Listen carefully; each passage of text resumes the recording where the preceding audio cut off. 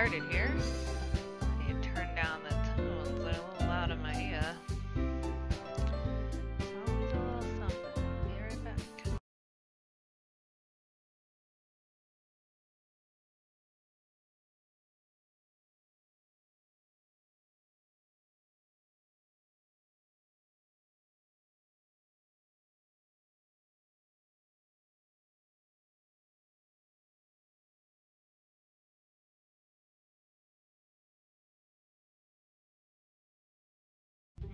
Alright, that should be a little better.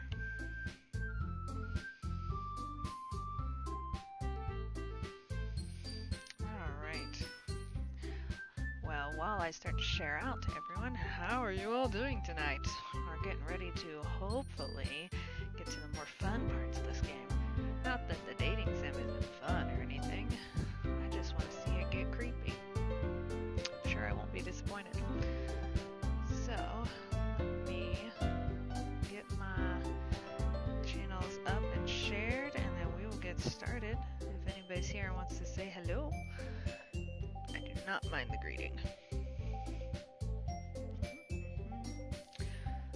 Let me just get this shared out. Make sure all the sound is working. My luck, it wouldn't be. Share. And if anybody else wants to take this opportunity to share out as well, not a bad idea.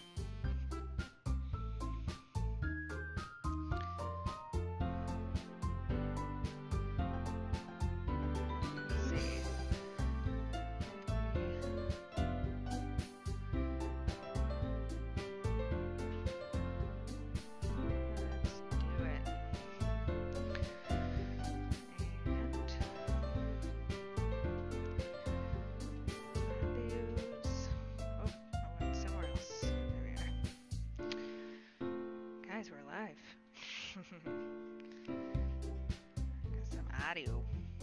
Alright, let's share this. Let's share this out.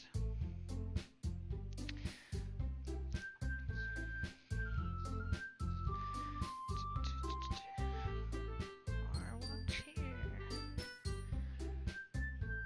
Almost done. Is anybody joining us yet? Don't be shy. Say hello. Say hello and get the conversation going. Let's see. Just a couple more places. How's everybody's New Year been? You starting on those resolutions? I know I'm not. But I am trying to, you know, work out more and stuff. It's just not a resolution. That's what I tell myself.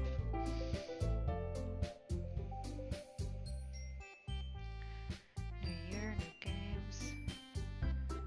Maybe. And I laugh while I say this. I'll play more. You tell me. Will you watch more? Who knows? Alright. We're all shared out. Getting ready. Let's do this. Well, last we left off, we've gone 2 days through the school. Wow, it actually says the day that I left off. That's how weird it all. Anyway, we went 2 days through the school. Seems pretty ordinary. All these girls are all over my character, which I probably should have known would have been a guy, but named him like a her. That's okay. Let's just go on through and see what happens next. Alright. Another day passes and it's time for the club meeting already. I've gotten a little more comfortable here over the past couple of days. Entering the club room, the usual scene greets me. Hi, Eileen! Yo, Sayori. Looks like you're in a good mood today. Hee. I'm just not used to you being in the club, that's all. Yeah, my nose is a little better. I see. That's a pretty simple thing to get you in a good mood. But I guess it's always the simple things with you anyway. Speaking of which, I'm kinda hungry. Will you come with me to buy a snack? No thanks. Eh? That's not like you at all. I have my reasons. Why don't we take a look at your purse, Sayori? Eh? Why that all of a sudden? No reason, really. I just wanted to look at it. Sayori nervously retrieves her coin purse. She fumbles with the latch and gets it open. She then turns it upside down and let its contents spill onto the desk. Only 2 small coins fall out. I knew it. I can see right through you, Sayori. That's not fair. How'd you even know?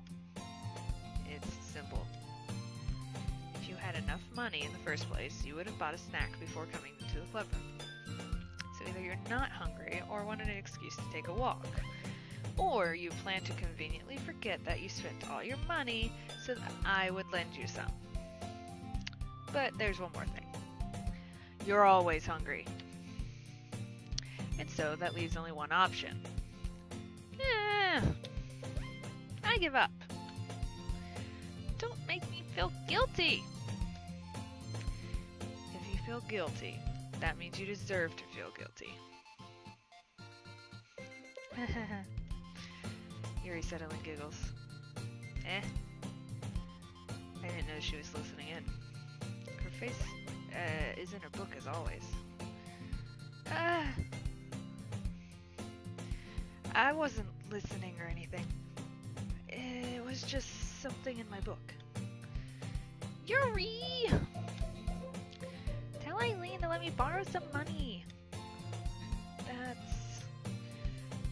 Don't get me involved like that, Sayori.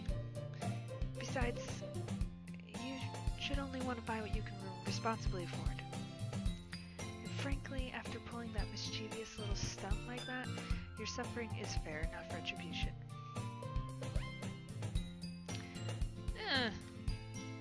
Did I just... I didn't mean that. Sorry, mix up the voices. I got too absorbed in my book.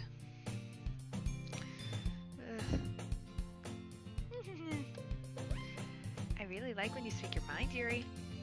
It doesn't happen much, but it's a fun side of you.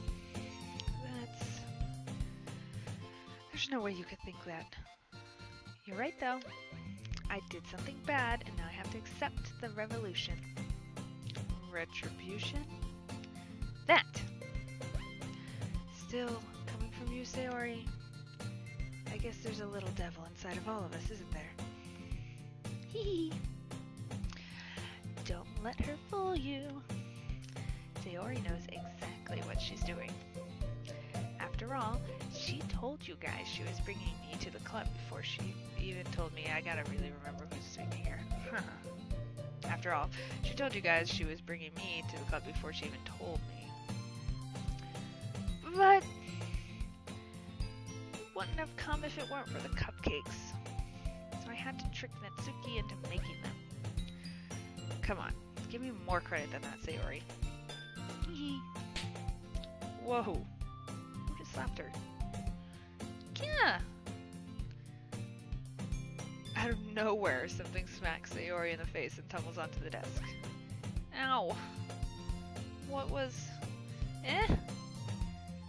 A cookie? Sure enough, it's a giant cookie wrapped in plastic. Sayori glances around. Is this a miracle? It's because I paid my restitution. Retribution. Actually, that one almost worked. I was just gonna give it to you. But then I heard you blab about cupcakes. It was totally worth seeing your reaction, though. Haha. Natsuki! That's so nice of you. I'm so happy. Sayori hugs the cookie. Jeez, just eat it. Sayori rapidly tears open the wrapper and takes a big bite. So good. Sayori suddenly claps her hands over her mouth. I bit my tongue. You're going through a lot over just one cookie. Natsuki takes a bite of her own cookie.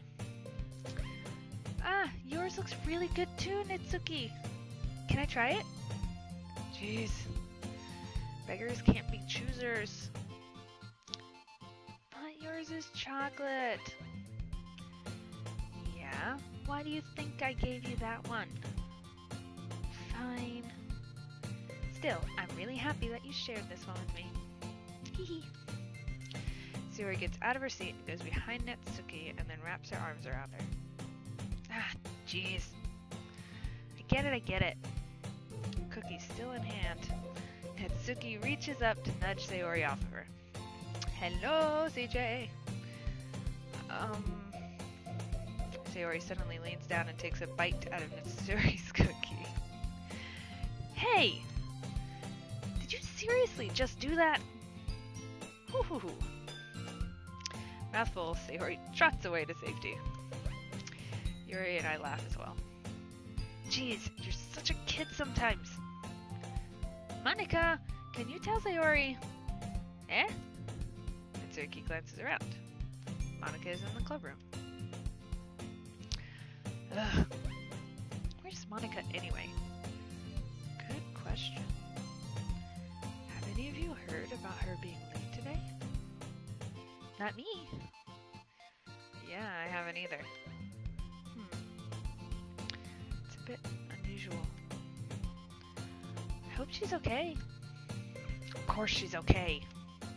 She's probably just had something to do today. She's pretty popular after all. Eh? You don't think she has a... I wouldn't be surprised. She's probably more desirable than all of us combined.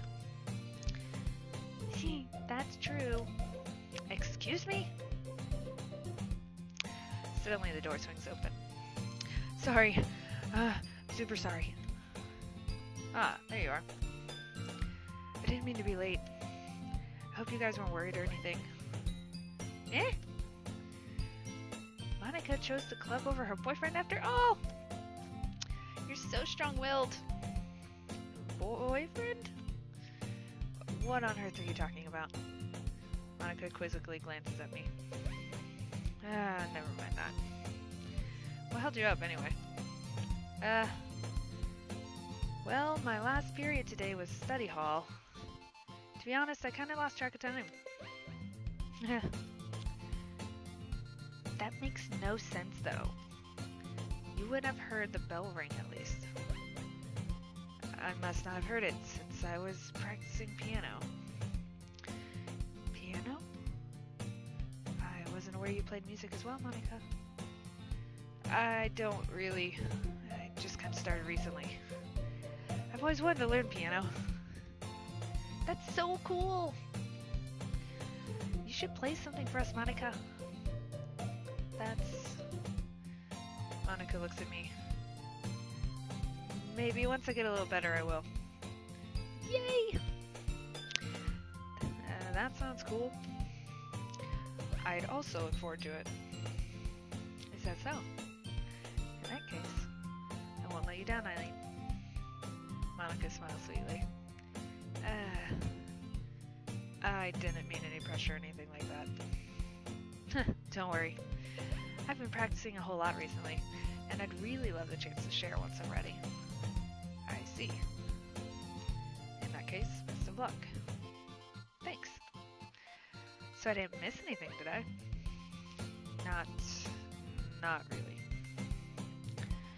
I chose to leave out Sayori's mischievous escapade. I'm sure Natsuki will end up complaining to her anyway. It looks like everyone has already settled down. Sayori somehow already finished her entire cookie. Yori is in the back into her book, and Natsuki disappeared into the closet. Man, looks like no one wants to be bothered today. I slumped down in the nearest desk. How am I supposed to occupy myself with something literature related by myself like this? I guess I could always read some of the book Yuri gave me. But I'm feeling a little too tired to read. I could probably fall asleep right now. close my eyes and I end up listening in on Sayori's conversation with Monica. We're probably going to seem really lame compared to all the other clubs, though. Well, we can't give up. The festival is our chance to show everyone what Literature Club is about.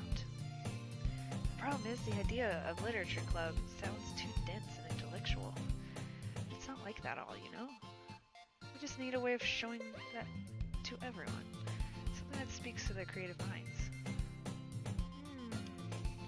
That doesn't solve the problem, though. Eh? What do you mean? Even if we were to come up with the most fun thing ever, nobody will come in the first place if it's a literature event. So it's more important to figure out how to get people to show up in the first place, you know?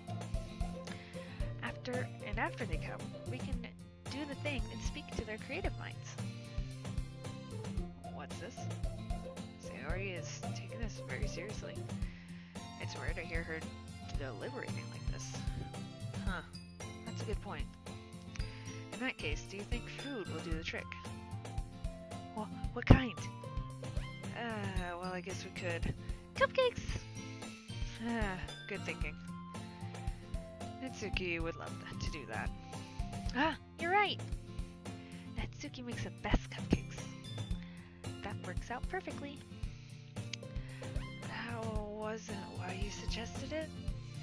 Cupcakes speaks to my creative tummy. Cupcakes it is then. I'm hungry. Anyway, we still need to work out the details of the event itself. I find myself smiling. In the end, Sayori is still her usual self. But therein lies the unexpected reason I admire her. Unlike me, who has trouble finding any motivation at all, Sayori can put her mind to things and make them come to life. I suppose that's why I ended up letting her get onto my case about things. I can't help but wonder, what would it be like to see the world through her eyes?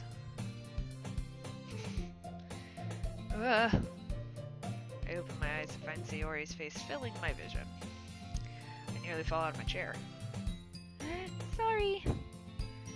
Wait. Actually, I'm not sorry at all. It's your fault for sleeping like that. This isn't the napping club. Does our school have a napping club? You're staying up late again, aren't you? Now that you're in the club, you're gonna have less time for anime, you know. You need to get used to it. Don't say that so loud. Glance over my shoulder to see if Monica overheard. It's true, though. Yeah. I know. You're always looking out for me, Sayori. It's what I do best. That's a problem. What about you? You look out for me better than you look out for yourself. You're still oversleeping every day, aren't you? Eh? Not every day. That's not very convincing. How many days this past week have you gotten up on time? It's a secret. I knew it. Come on. At least give me the benefit of the doubt. I can't even do that. Look, Sayori, it's written all over you. Eh? Sayori glances at herself. How's it written all over me? You were clearly in a rush this morning. Look, your hair is sticking out all around here. I run my fingertips down the side of Sayori's hair, trying to straighten it out. Man, you really need to brush this. My hair is just really hard to get right. I won't fall for that. There's more than just your hair. Look, your bow isn't straight either. And there's toothpaste stain on the collar right here. I try to wipe the stain off with my finger. But nobody will ever notice that. Of course they would. I was gonna tell you about it because I don't want to embarrass you. Fortunately, I don't really care about that. Hey, you meanie. And you don't even keep your blazer buttoned up. Seriously, Sayori. Why do you think you don't have a boyfriend yet? That's super mean. I'm sorry, but you'll thank me later. I start to button her blazer from the bottom. Once you see how much better it looks, you'll change your mind.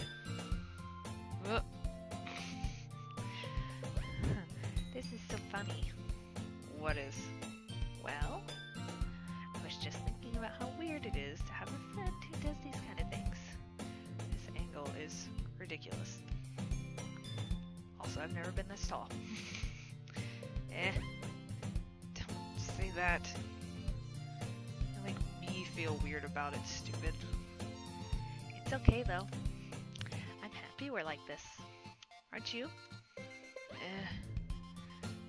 I guess.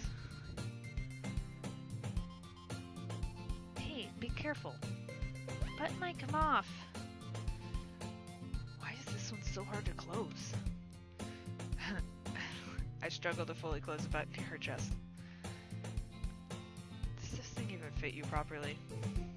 It did when I bought it. If you ever buttoned it, you would have noticed sooner that it doesn't fit you anymore. What are you smiling about?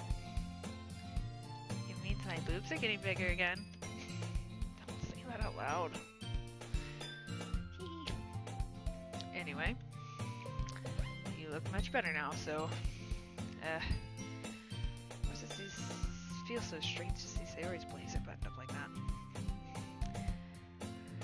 But it's so stuffy. Ugh. It's not worth it at all. Sayori hastily unbuttons her blazer once more. Whew! That's so much better. Sayori puts her arms out and twirls around. So if I keep it unbuttoned, then I won't get a boyfriend, right? What kind of logic is that? Why are you saying that like it's a good thing? Because if I had a boyfriend, then he wouldn't even let you do things like this. And you take care of me better than anyone else would anyway. So that's why I'm keeping it unbuttoned. Stop saying all these embarrassing things. Eh? I didn't say anything embarrassing. Jeez. Well, anyway, just focus. I'm trying to wake up a little earlier. Only if you focus on going to bed earlier. Fine, fine. It's a deal. Hee. I guess we're really better at taking care of each other than we are at taking care of ourselves. Yeah, I guess so. So maybe you should come and wake me up in the morning. You're doing it again, Sayori. Oh, but I was joking that time. Man, it's impossible to tell with you sometimes. Okay, everyone. Monica suddenly calls out. Why don't we share our poems that we wrote now? Yay! I can't wait. I can't wait to read yours. Yeah, same. I failed to sound enthusiastic, but Sayori still trots away to retrieve her poem. It's poem time. Who should I show my poem to first? We'll say Sayori, of course. We just had this whole thing. Let's see what she wrote today. Oh my goodness. This is so good, Eileen. I love it. Especially after yesterday's poem. Ugh. You're too honest sometimes, Sayori. No, but really. I will put this on my wall. Can I? Sayori, you must be seriously overreacting. I'm not a good writer at all. I honestly have no idea what I'm doing. Well, maybe that's why.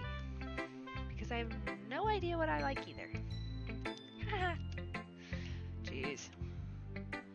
I'm sure Yuri's opinion has to be a little more constructive than this. Well, hello, Eli. Thank you. And welcome. Maybe even Nitsuki's.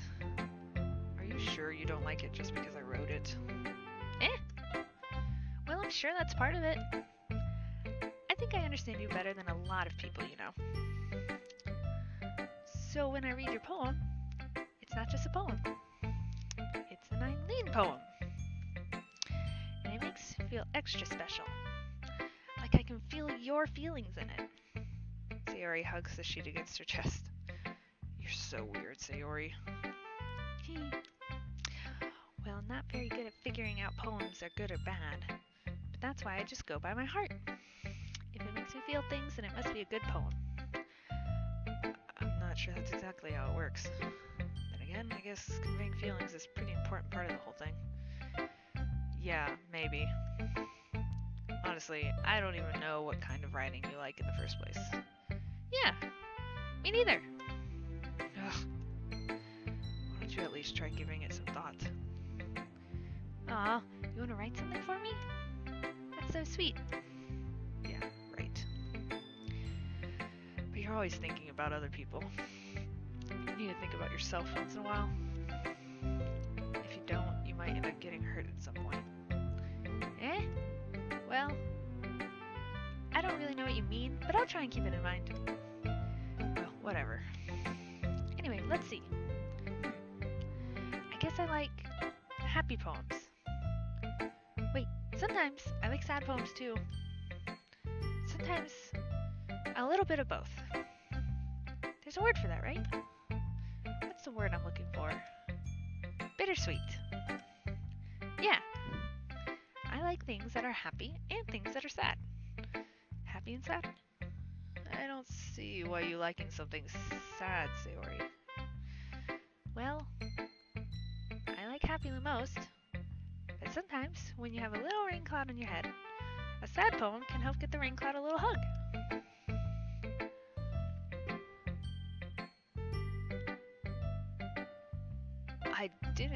Eli, I didn't know that at all. Huh. I guess that makes sense since she mentioned she plays piano. Dang. Good note, thank you. Anyway, back to the story. Sayori. And make a nice happy rainbow. Sayori, that's unexpectedly poetic. Eh? It is? Maybe I'm getting better at expressing my feelings after all. Thanks, Eileen. I should go write that down then. You can read my poem now, okay? Alright, her poem. Bottles. I pop off my scalp like a lid of a cookie jar. It's the secret place where I keep all my dreams. Little balls of sunshine all rubbing together like a bundle of kittens. I reach inside with my thumb and forefinger and pluck one out. It's warm and tingly. But there's no time to waste. I put it in a bottle to keep it safe. And I put the bottle on the shelf with all the other bottles. Happy thoughts, happy thoughts, happy thoughts in bottles, all in a row. My collection makes me a lot of friends. Each bottle is starlight to make amends. Sometimes my friend feels a certain way. Down comes the bottle to save the day. Night after night, more dreams. Friend after friend, more bottles. Deeper and deeper my fingers go, like exploring a dark cave, discovering the secrets hiding in the nooks and crannies, digging and digging, scraping and scraping. I blow dust off my bottle caps. It doesn't feel like time elapsed. My empty shelf could use some more. My friends look through my locked front door. Finally, all done. I open up and in come my friends. In they come in such a hurry. Do what they want, my bottles that much. Oh, do they want my bottles that much? I frantically pull them off the shelf, one after the other, holding them out to each and every friend and each and every bottle. But every time I let one go, it shatters against the tile between my feet. Happy thoughts, happy thoughts, happy thoughts, and shards all over the floor. They were supposed to be for my friends who aren't smiling. They're all shouting, pleading, something, but all I hear is echo, echo, echo, echo, echo inside my head. Well, ain't that dreadfully dark? Holy crap. Sayori, did you really write this? Of course I did. Didn't I tell you yesterday I was going to write the best poem ever? Yeah, but, I mean, I didn't expect something like this coming from you. Monica taught me a whole lot. And I've been really in touch with my feelings lately. I see that. It's almost kind of creepy. Creepy? Well, not exactly. Maybe because I'm so used to you being cheerful?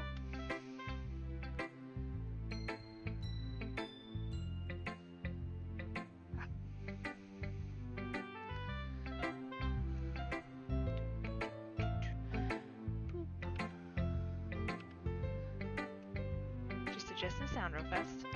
Well, never mind. I'm thinking too hard about it. The point is, it came out good, so you should be proud of it.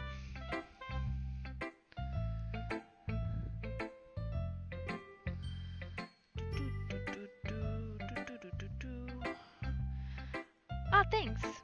I feel like I was meant to express myself this way.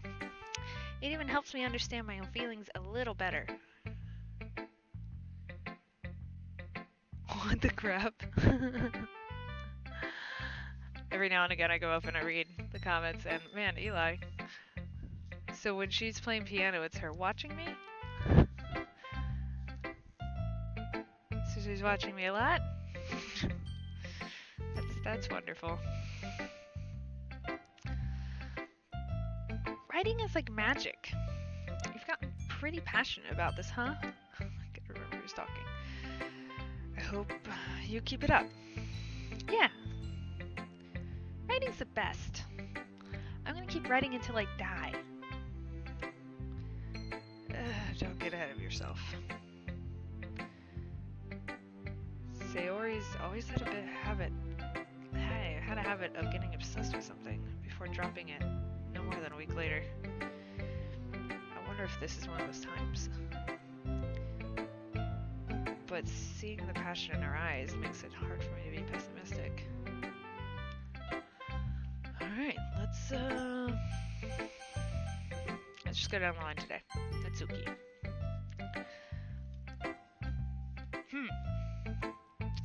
Well, I can admit it's better than the last one. It's nice to see that you're putting in some effort. That's good. Come to think of it, this kind of reminds me of Sayori's poem from yesterday. You think so? Yeah, well, I guess if you've been friends with her for so long, you might as well, or you might be on the same wavelength. But you've never really struck me as her type. Sayori has a type all of a sudden.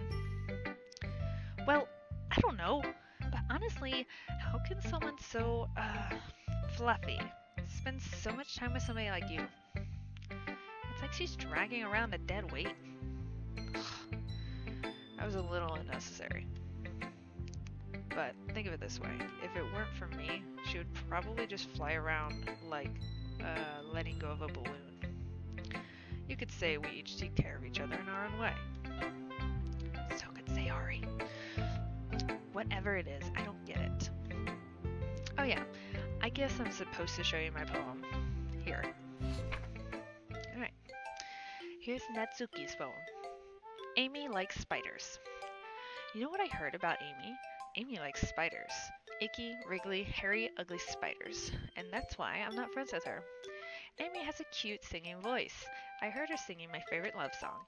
Every time she sang the chorus, my heart would pound to the rhythm of the words. But she likes spiders. That's why I'm not friends with her. One time, I hurt my leg really bad. Amy helped me up and took me to the nurse. I tried not to let her touch me. She likes spiders, so her hands are probably gross. That's why I'm not friends with her.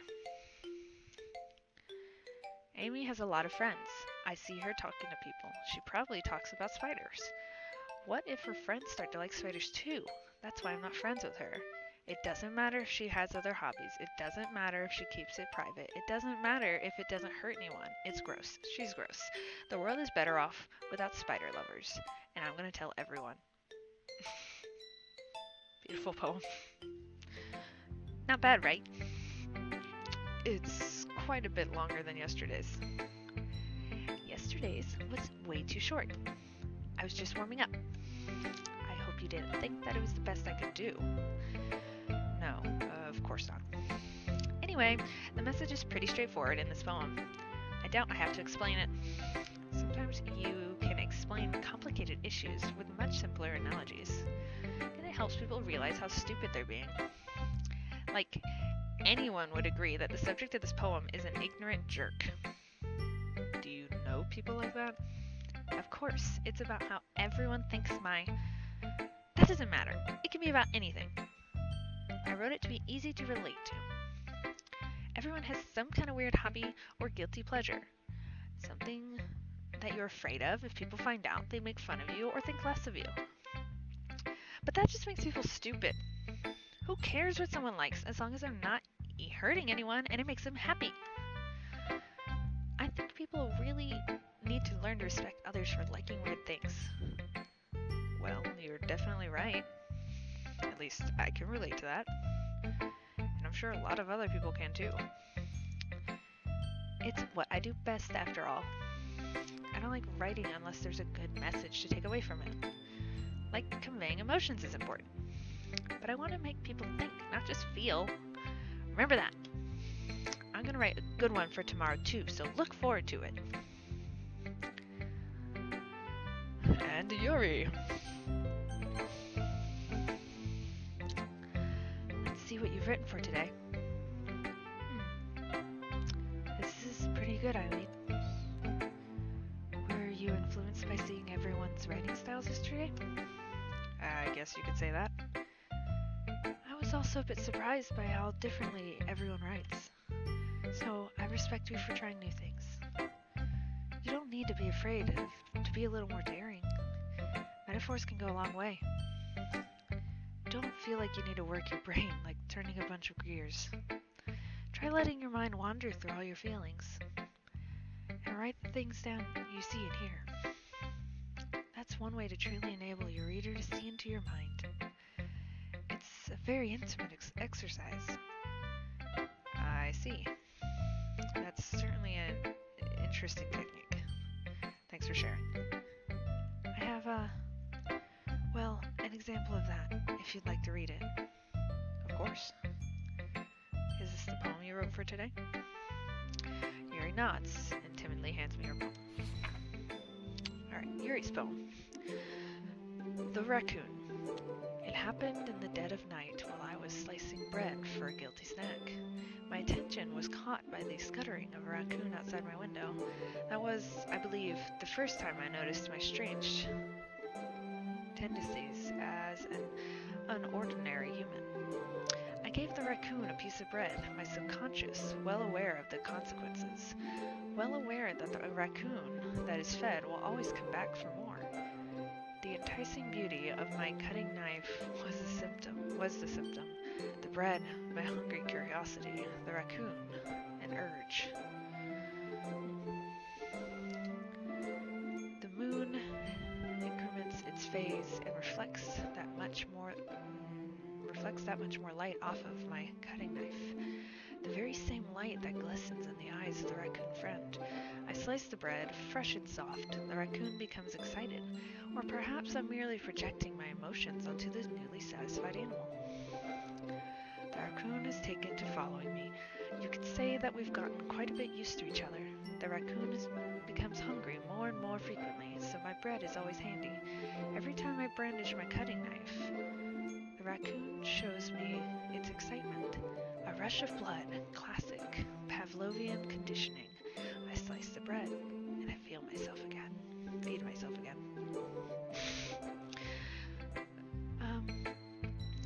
I was a little more daring with this one than yesterday's. I can see that. It's a lot more metaphorical. I don't know if it's my fault, but I can't begin to imagine what this poem is about.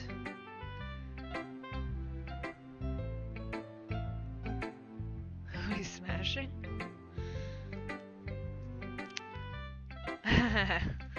Welcome, CHHD. Welcome to the stream. That's right. It's a bit closer to my preferred writing style. Using the poem as a canvas to express vivid imagery and conveying emotions through them. Yeah, if I take it at face value, then I can't even figure out what it's supposed to mean. Well, I think it's something that different people can relate to in their own way. I wanted to express the way it feels for me to indulge my more unusual hobbies. It's those sorts of things I'm usually forced to keep to myself. So I sometimes enjoy writing about them.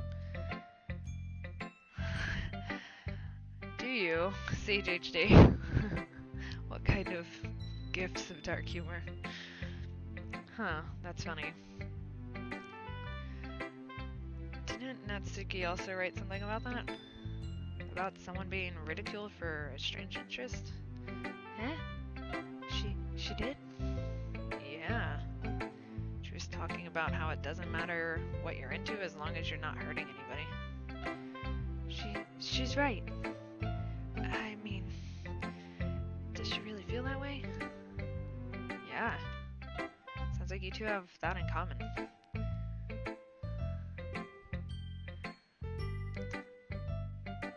If you're CJHD, if you're referring to the ending that I sort of know what's coming, it has not happened yet. I'm only on like day 3 of the like storyline. So that might be coming. What you are perhaps referencing. Yuri. That's interesting. To me, she seemed like the kind of person who would make fun of my hobbies. But I suppose that's my fault for judging, isn't it? Please don't tell her I said that. CJHD. I mean, you're welcome to stick around until it happens. Hopefully, relatively soon. I want to see this game go crazy. I've heard things. Myself, Eileen. Don't worry, I have no reason to. Yuri. Okay. Well, thank you for sharing it with me. After all, if I hadn't learned to embrace my own weirdness, I would probably hate myself. I might be ranting a little bit now, but I'm glad you're a good listener. Eli, I know some hints. I did admittedly watch the game theory videos on this before playing, but it just intrigued me because I want to see it all happen. I want to see it all unfold. So I know spoilers, but I know the people watching may not know spoilers, so I don't want to like ruin it for sure. But yeah, I know some of the stuff that happens. I can't say I know all of it because I haven't played it all yet. And now Monica. Hey again, Eileen. Oh no, I hit the wrong button. Ah.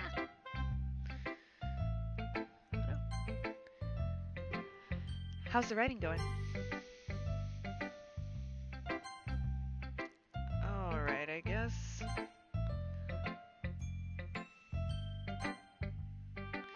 I'll take that.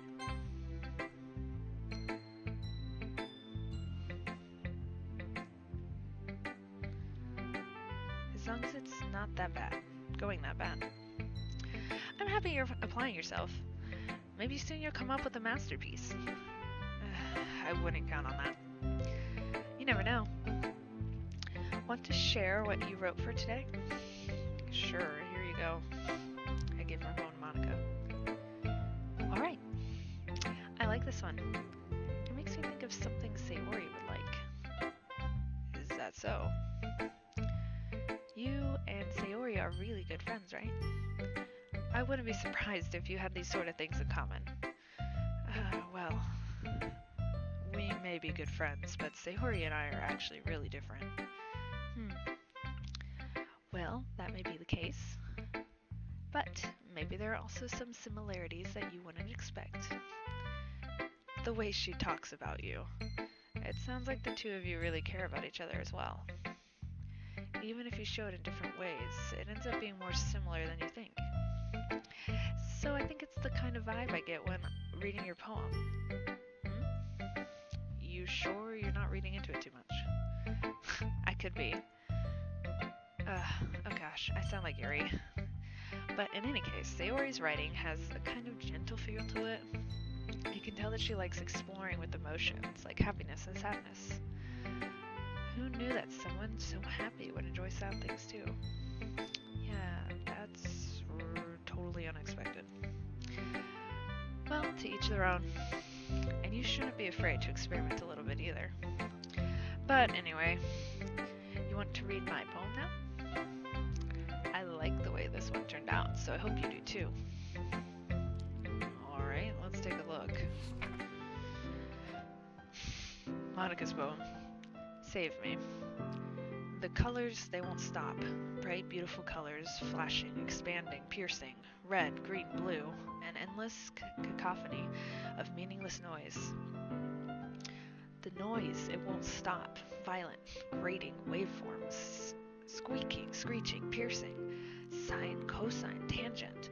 Like playing a chalkboard on a turntable. Like playing a vinyl on a pizza crust. An endless poem of meaningless. Load me.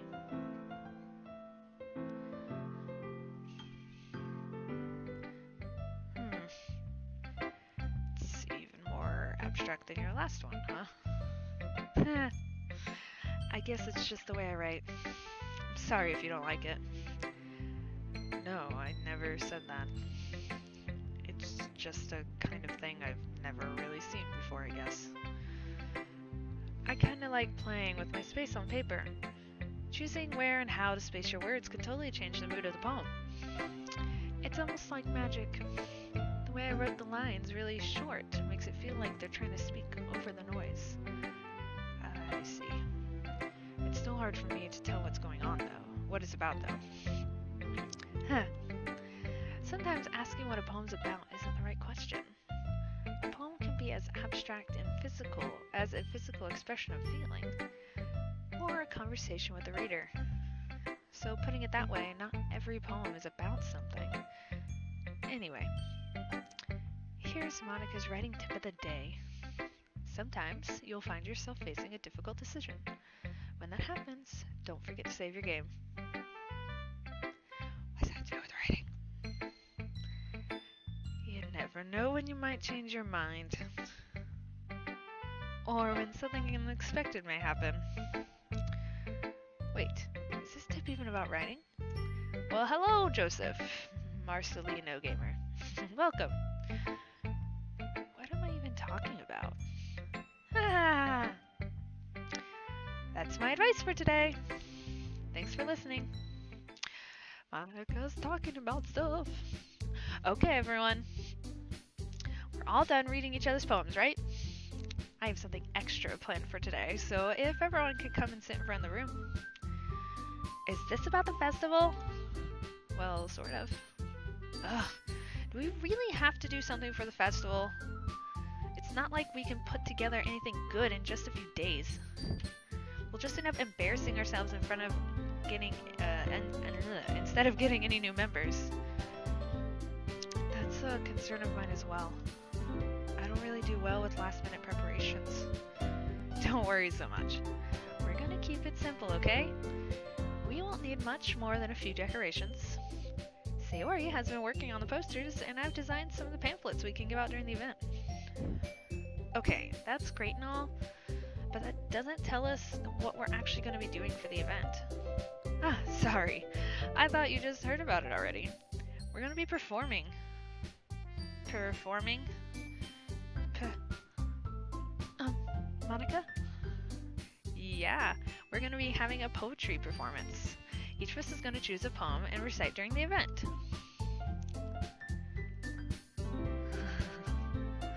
Joseph, are you suggesting I should look at her character file? But the cool part is, we're also going to let anyone else come up and recite poems too. Sayori's putting it all on the posters in case anyone wants to be prepared ahead of time. Hee hee! Sayori, who's been coloring a poster, holds it up for us to see. Are you kidding me, Monica? You didn't already start putting these posters up, did you?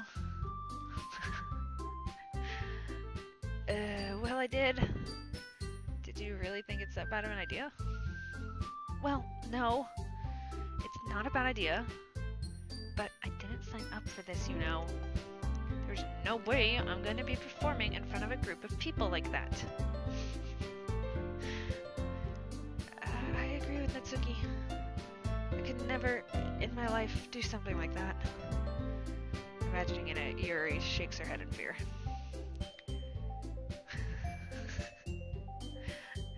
Joseph. I see your suggestions up there, Joseph. Sayori. Guys! No, Sayori. I understand where they're coming from.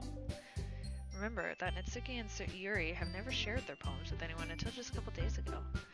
It's a lot to ask for them to recite their poems out loud to a whole room full of people. I guess I kinda overlooked that. So I'm sorry. But I still think we should give it our best. We're the only ones responsible for the fate of this club. If we start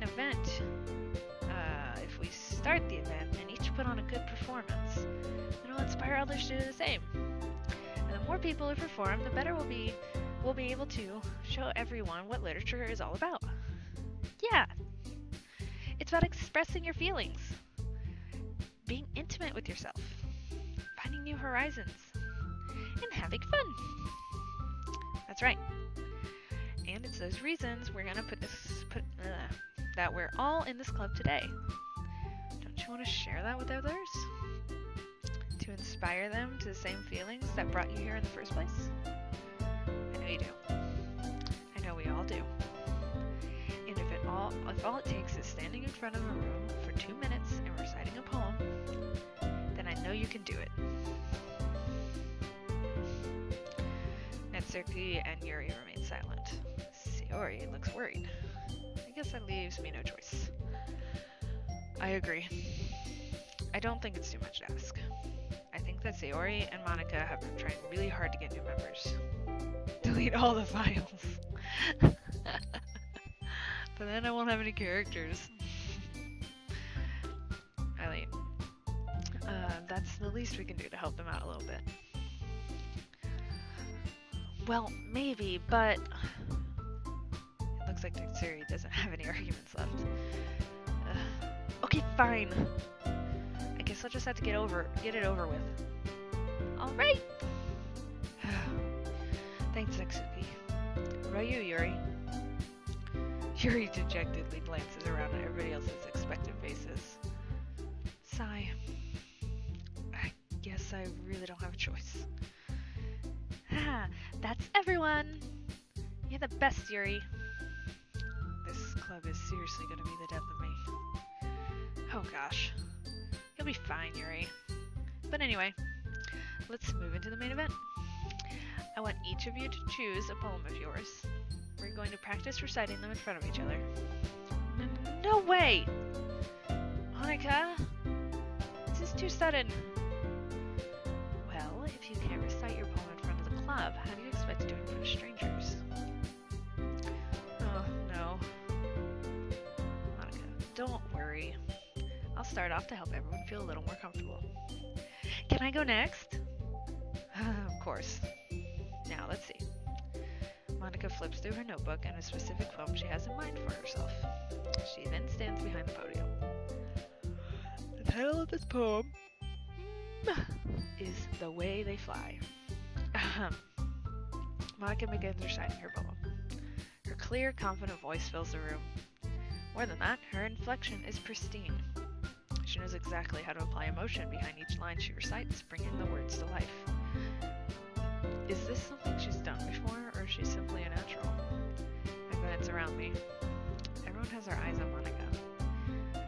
Sayori looks amazed. Yuri has an intense expression on her face that I don't understand. Finally, Monica finishes the recitation. The four of us applaud. Monica takes a breath and smiles. That was so good, Monica. Thank you very much. I was just hoping to set a good example. Are you ready to go next, Sayori? I'll go next. Whoa! Yuri's fired up all of a sudden. Yuri clutches a sheet of paper between her hands and stands up. Keeping her head down, she walks quickly over to the podium. This poem is called... Yuri anxiously glances at each of us. You can do it, Yuri. It's called Afterimage of a Crimson Eye. Yuri's voice shakes as she starts reading the poem. Just a moment ago, she practically refused to do this. Why is she suddenly putting in so much effort? As Yuri gets past the first couple of lines, her voice changes. It's almost like what happens when Yuri gets absorbed in her books. Her quivering words transform into sharp syllables of a fierce and confident woman. The poem is full of twists and turns in its structure that she enunciates with perfect timing. This must be a rare glimpse into the whirling fire Yuri keeps concealed inside her head. Suddenly, she's finished. Everyone is stumped. Yuri snaps back into reality and glances around her as if bewildered, even herself. Well, hello, cool guy. It's up to me to save the situation. I'm the first to start applauding. Everyone joins me afterwards, and we give Yuri the recognition she deserves. It's not that we didn't want to applaud for her, but we were caught so off guard that we must have forgotten. As we applaud, Yuri holds the poem to her chest and rushes back to her seat. Yuri, that was really good. Thank you for sharing. Looks like Yuri is down for the count. Okay, I guess I'm next then. Yuri hops from her chair and cheerfully walks to the podium. This one's called My Meadow. Ah. Ha. Sorry, I giggled. Hee. Sayori. It's a lot harder than I thought. How'd you guys do it so easily? Try not to think like you're reciting to other people. Imagine you're reciting to yourself, like in front of a mirror or in your own head. It's your poem, so it'll come the best that way. I see. Okay then. Sayori begins her poem. Somehow, it feels like her soft voice was made as a perfect match. The poem isn't aimlessly cheery like Sayori is. It's serene and bittersweet. If I were to read this on paper, I probably wouldn't think much of it. But hearing it come from Sayori's voice almost gives it a whole new meaning. Maybe this is what Sayori meant when she said she likes my poems. It's like I get to reach more deeply into someone I thought I knew, through and through. Sayori finishes, and we applaud. I did it! Good job, Sayori. Even Eileen liked it. I guess that's a good sign. What does that even mean? It came out nicely, Sayori. The atmosphere of the poem fit you really nicely. But it might be the other poems wouldn't work quite as well with that kind of delivery. I don't really understand. In other words, I've seen poems of yours where that sort of gentle delivery wouldn't work as well. They might need a little more force behind them depending on what you're reading. Oh, I know what you mean. Well, I've been practicing for that kind of thing. It's just embarrassing to do in front of everyone. Then next time, I'm gonna make you pick a poem that challenges you a little more. We don't have much time before the festival, you know? Okay. Now who's next? Itsuki? Don't make me go before Eileen. It's not like I can compare to you guys anyway. Might as well let Eileen lower everyone's standards a little before I have to do it. Itsuki. It's fine. Might as well get it over with. But it's not like I have that much of a selection of what to read. I'll just go with what I wrote for today. I stand up and step in front of the podium. Everyone has their eyes on me, making me feel terribly awkward. What colorful eyes they have. I recite my poem.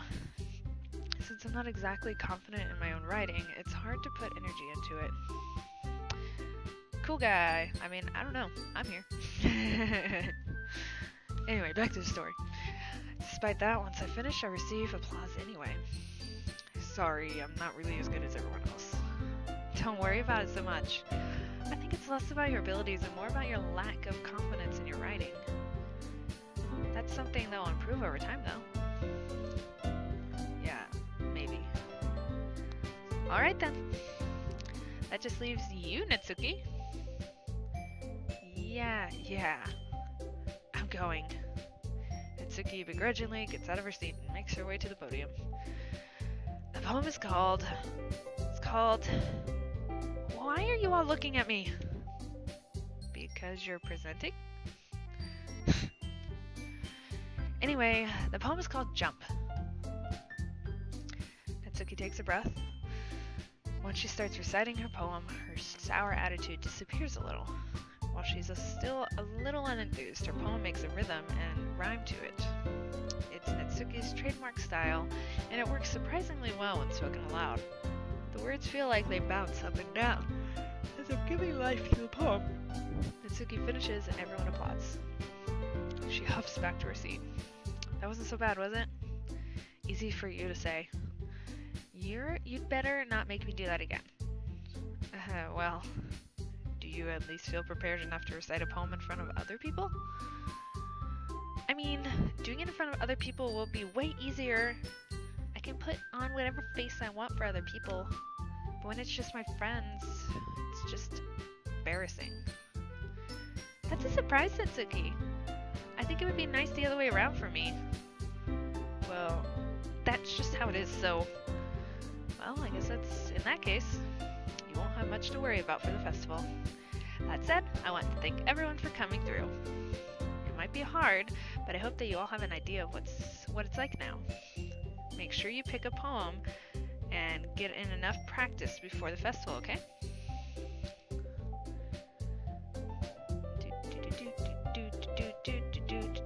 Alright. I'll be making pamphlets, so let me know ahead of time what you'll be reciting. Let's check off the dot. Okay. Jeez, I should probably find some other poem to recite instead. That's fine too. It doesn't have to be your own. I'm already pleasantly surprised that you're putting in all this effort for the club. It makes me really happy.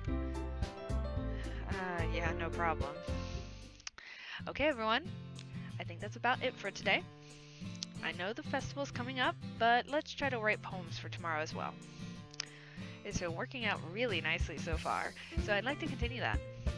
As for the festival, we'll finish planning for tomorrow, and then we'll have the weekend to prepare. Monday's the big day. I can't wait! I can do this. I can do this. Alright. I stand up. There's no way I'll be able to find the same enthusiasm as Sayori and Monica, but I'll do my best to get through it. If this is for the sake of the club.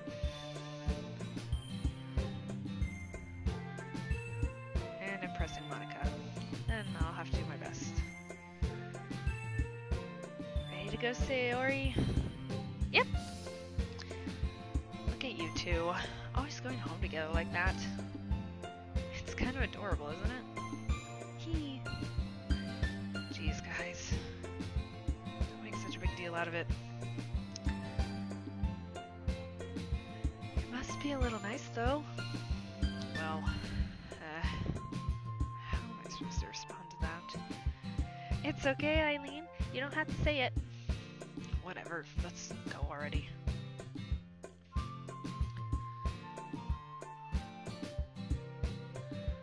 I walk home with Sayori once more. Even though it's only been a few days, a lot of things have already changed. But today, Sayori's being quieter than usual on the way home. Hey, Sayori? Sorry, I was spacing out. No wonder. I was thinking about something from earlier.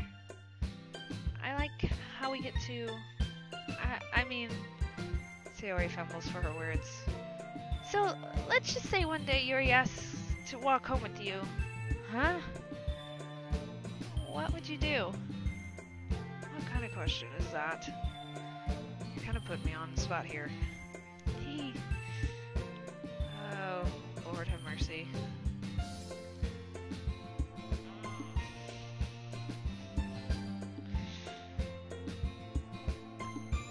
Which way should I go?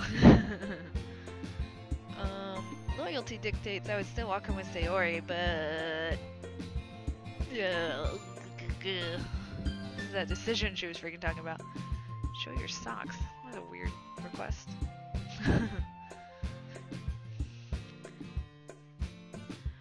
Alright. Yeah, I'll walk with Sayori. Sayori? You really think I would ditch you for Yuri? But she's so beautiful and smart. Jeez. I already see her in the club every day. Besides, you always seem to really like going home together. I wouldn't just ruin that for you. You're so silly, Eileen. You think about me too much sometimes. Yuri would deserve it if she wanted it, so... Sayori, I've already made up my mind. I really can't figure you out sometimes. Sorry. Besides, what's the point in speculating something that's never going to happen?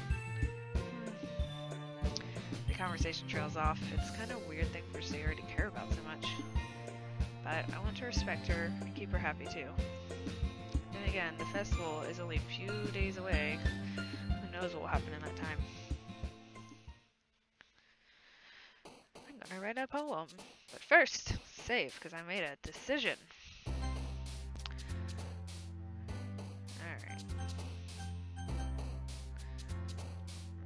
Nope. I just want to go back. Return. Let's write a poem!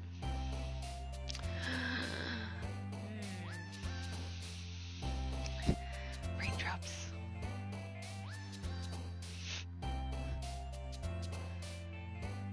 Well, 1976 mentioned socks, so socks.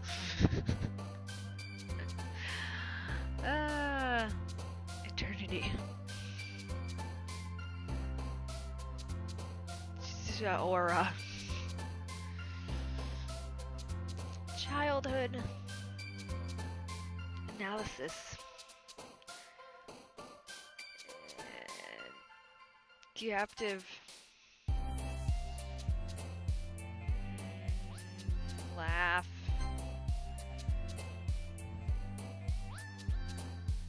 Existence. Desire. Infinite.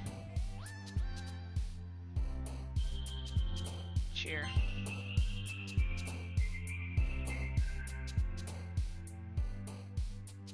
Music.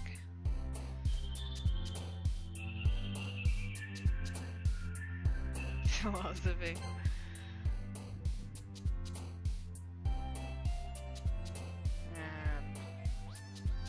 Crimson. Contamination. Twirl. Cry. Joy. Tears. This poem. Oh man. The last one here again. Don't worry, I just walked in too. Were you practicing piano again?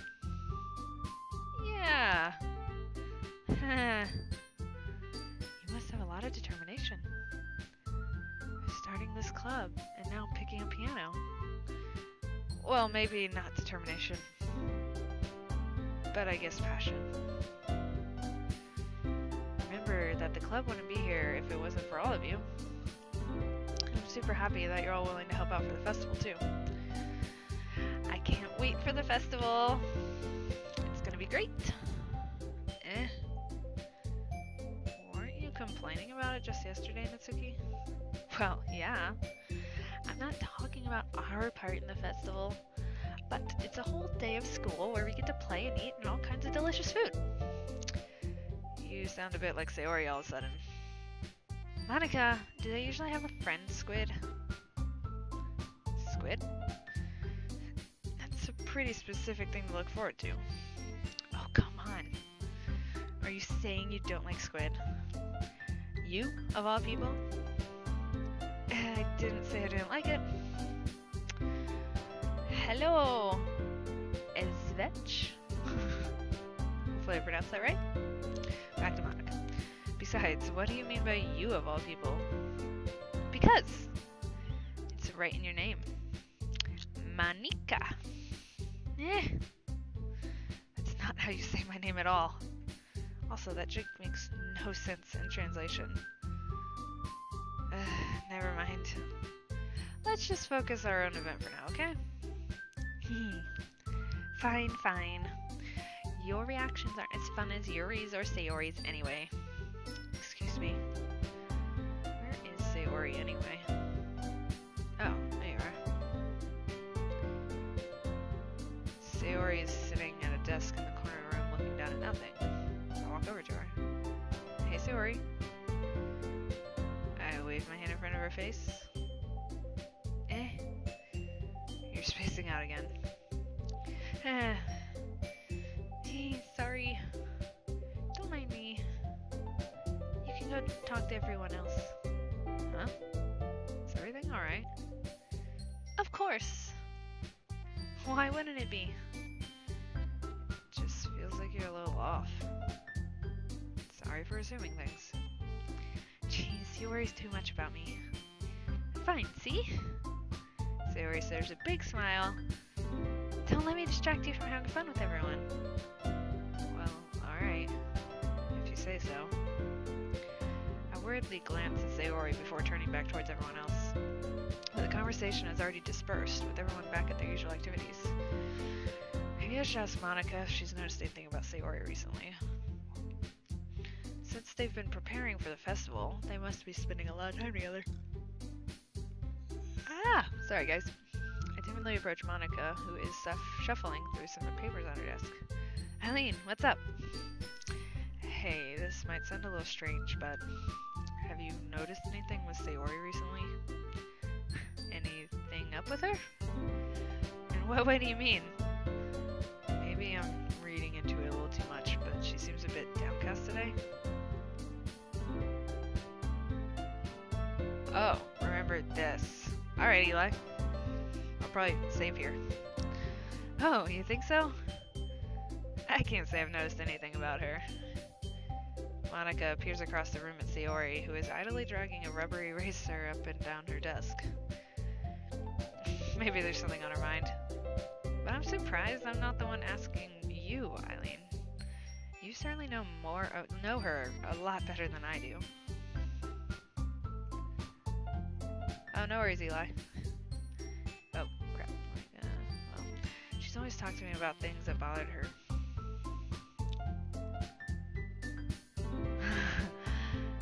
Svece, Monica is a bit of a fourth wall, yes. Myself, okay. But this time when I asked her, she was really dismissive. Sorry, I know it's not your problem. I just wanted to ask you if you knew anything, so I'll drop it now. No. It's important to me too. I mean, I'm also friends with her. And I also care about the well-being of my club members, you know? Maybe I'll try talking to her myself. Are you sure about that? She seems like she wanted to be left alone. Are you sure? Maybe she just has a hard time bringing it up in front of a person of interest. Person of interest? What do you mean by that? I'm saying that maybe the thing on her mind is you, Eileen. Me. How on earth would you come to that conclusion? Well, I probably shouldn't be saying too much, but Sayori talks about you more than anything else, you know? She's been so much happier since you've joined the club. It's like an extra light has been turned on inside of her. What? No way. Sayori is always like that. She's always been so full of sunshine. It's not any different now than it has always been. You're so funny, Eileen. Have you thought that maybe you've always seen her as so cheerful because that's how she is when she's around you? I said too much. I'm sorry, what do I know anyway? I didn't mean to jump to conclusions. You should just forget about what I said. I'll try talking to her, so try not to think about it for now. Alright. Monica smiles meaningfully. I know she said forget about it, but I already know that I won't be able to get her words out of my head. Monica stands on her desk and walks across the room to where Sayori is sitting. I watch her kneel down next to Sayori and gently talk to her, but she's keeping her voice so quiet I can't hear from here. I sigh and I sit myself down. I know Sayori told me not to worry about her and to have fun with everyone else, but it's impossible to do when she's behaving like this.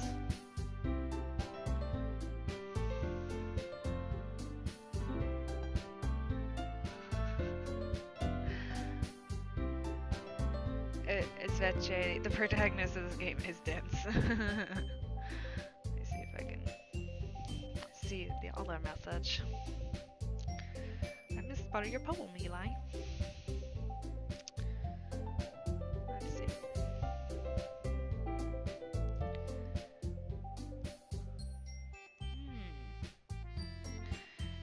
Is that a poem you wrote or a poem from the game, Eli?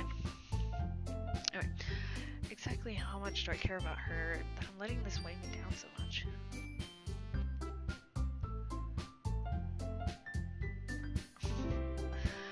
now it feels like I'm the only one behaving out of the ordinary. But there's nothing I can do besides wait for Monica. Why does it feel like I'm being watched? Glance around the room. Suddenly I notice Yuri peering at me from over her book.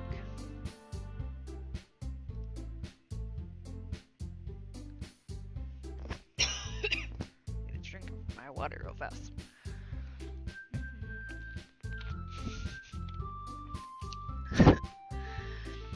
But she looks away just as quickly with a flustered look on her face. I realized that she wouldn't get anywhere like this. I've never really seen Yuri approach anyone or start a conversation on her own accord. So I have no choice but to approach her myself. By now, it's a little easier for me to do that. There's something going on in the comments. I stand up from my desk and I sit in one next to her own. Yuri. I didn't mean to bother you or anything. Relax, you didn't even do anything. But I could tell that you wanted to be alone with your thoughts. Alone with my thoughts. How are you even able to tell that I was thinking like that? Well, it's something I do a lot. So it wasn't hard for me to spot based on your posture and expression. Not that I was staring or anything. I didn't do anything creepy like that. In any case, I guess you were right. Sorry if I caused you any concern. Don't apologize. Your troubles are only the concern of those who are willingly sharing that concern. Of course, there are certainly those who find the most comfort in keeping to themselves. But if you would prefer to share what's on your mind, then I'd be glad to listen. It's really not that big of a deal. I was just feeling a bit uneasy about Sayori. Sayori? Yeah, she seems a little off today, but she asked about it and she didn't want to admit it to me.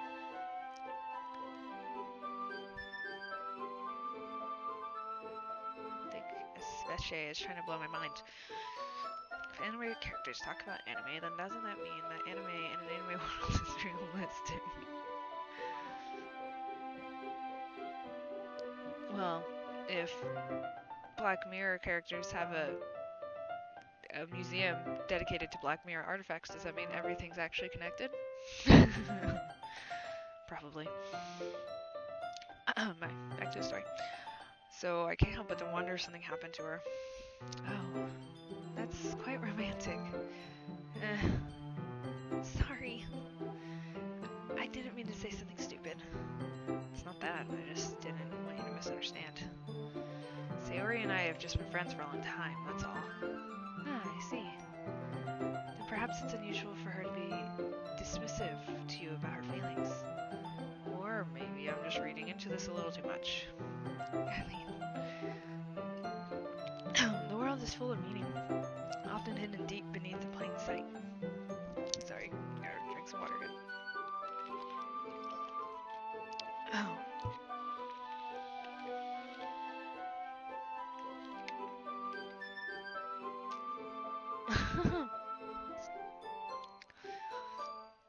And there are many untold mysteries behind every person, no matter how well you may know them.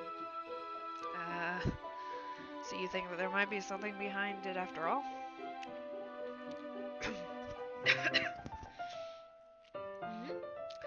I think Sayori is a very complex person. Her mannerisms on the outside don't always match what may be going on inside her head. And she may not always think what she wants, not always know what she wants. I noticed her strange behavior today too, and I also feel some concern for her. But in your case, it looked like she was fully occupying your thoughts, wasn't she? Well, I guess that was the case. Sayori, she really means a lot to you, doesn't she? I guess. But you don't need to put it that way. We're just good friends, that's all. Yuri suddenly looks deeply into my eyes. Her expression is gentle and curious, as if she was searching for something. Embarrassed, I avert my gaze. Sometimes, a person's mysteries are untold even to themselves.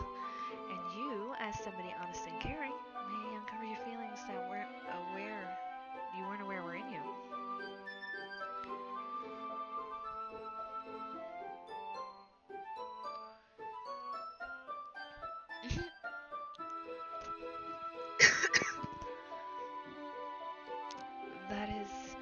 I think that she would be a very fortunate person. you feel that way about her?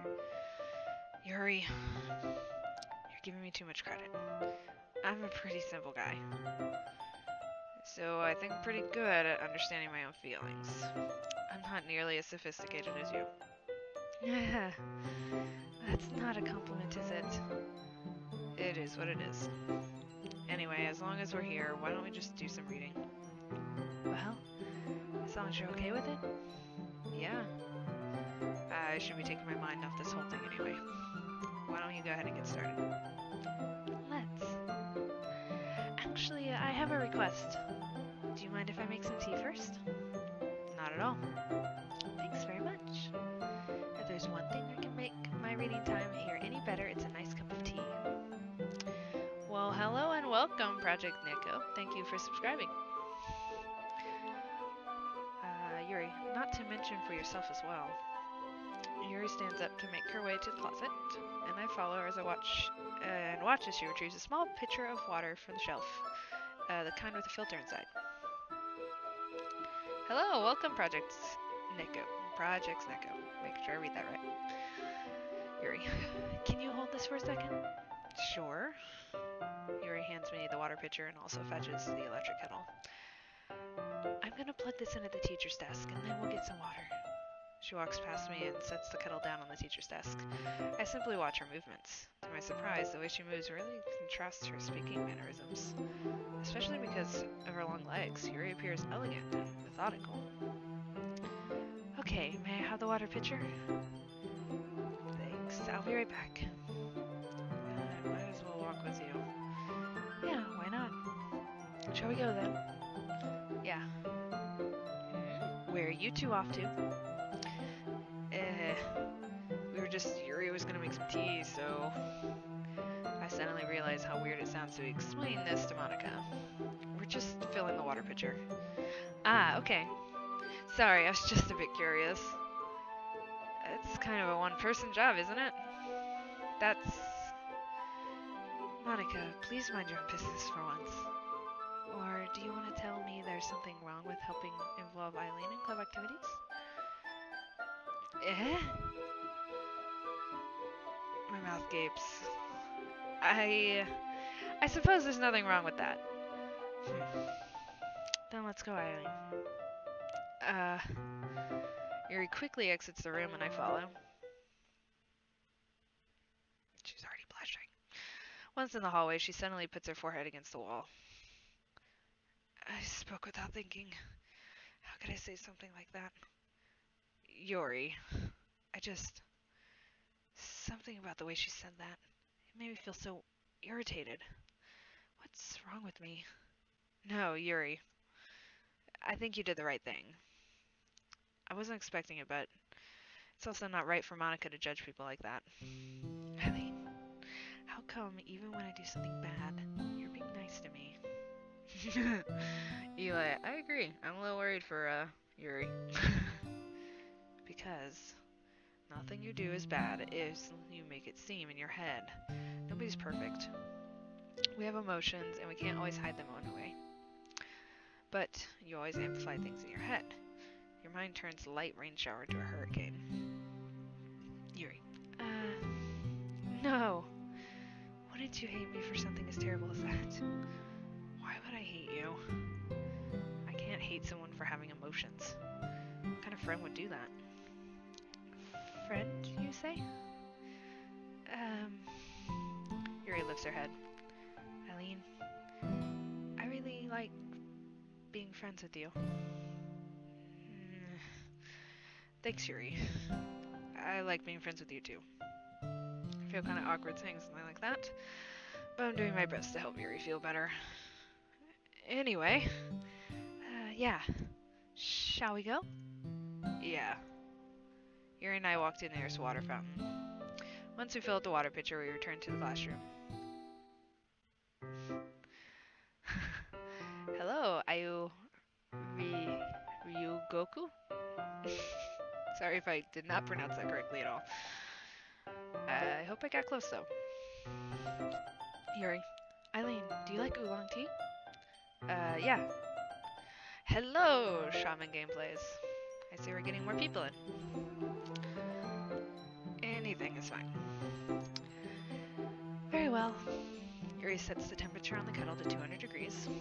Now it's time to get the teapot. You really do this properly, don't you? Of course.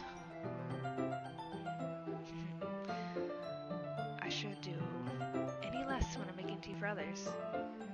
Even if I'm not an expert on tea or anything.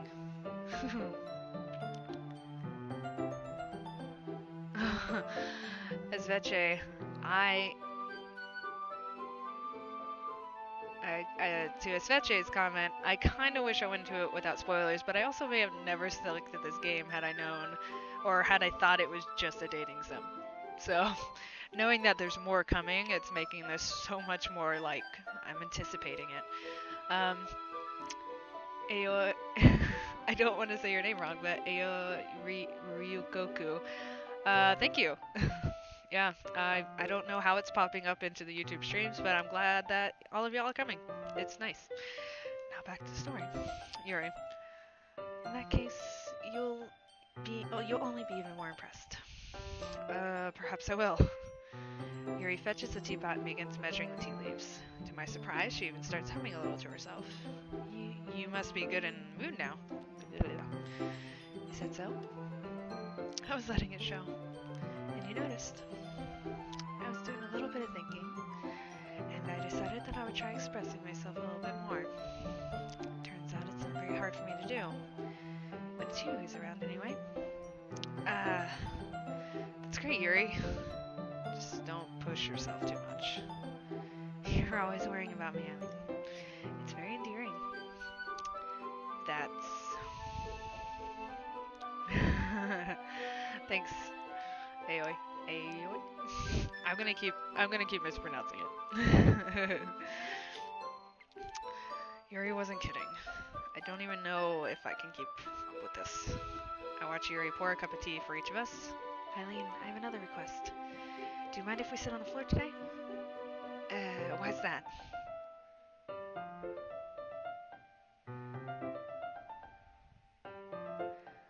Quantum Commando. To Quantum Commando, I typically only play streams every Thursday night at 8. I may try to get some more in just to play through this game some more, but I have no guarantees to any day but Thursday.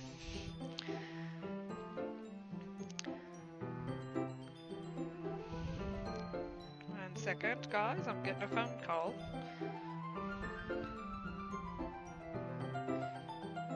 Let's see.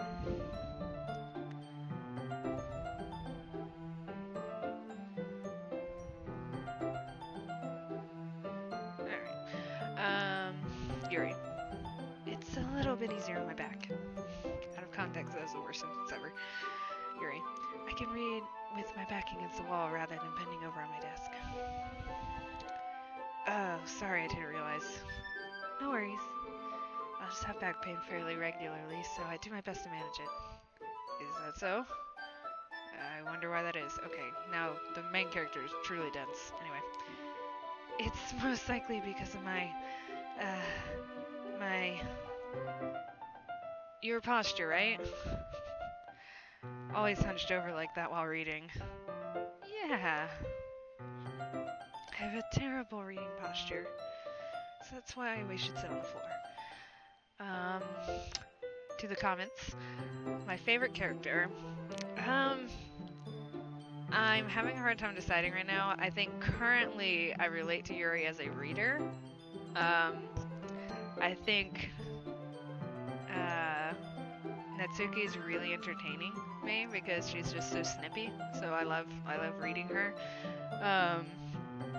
But yeah, so far each of them still, it's just like really unique characteristics, and of course, 1, due to everybody's warnings, and 2, due to my slight knowledge of the story, Monica is terrifying me a little bit, but she has a lot of confidence, which is really interesting.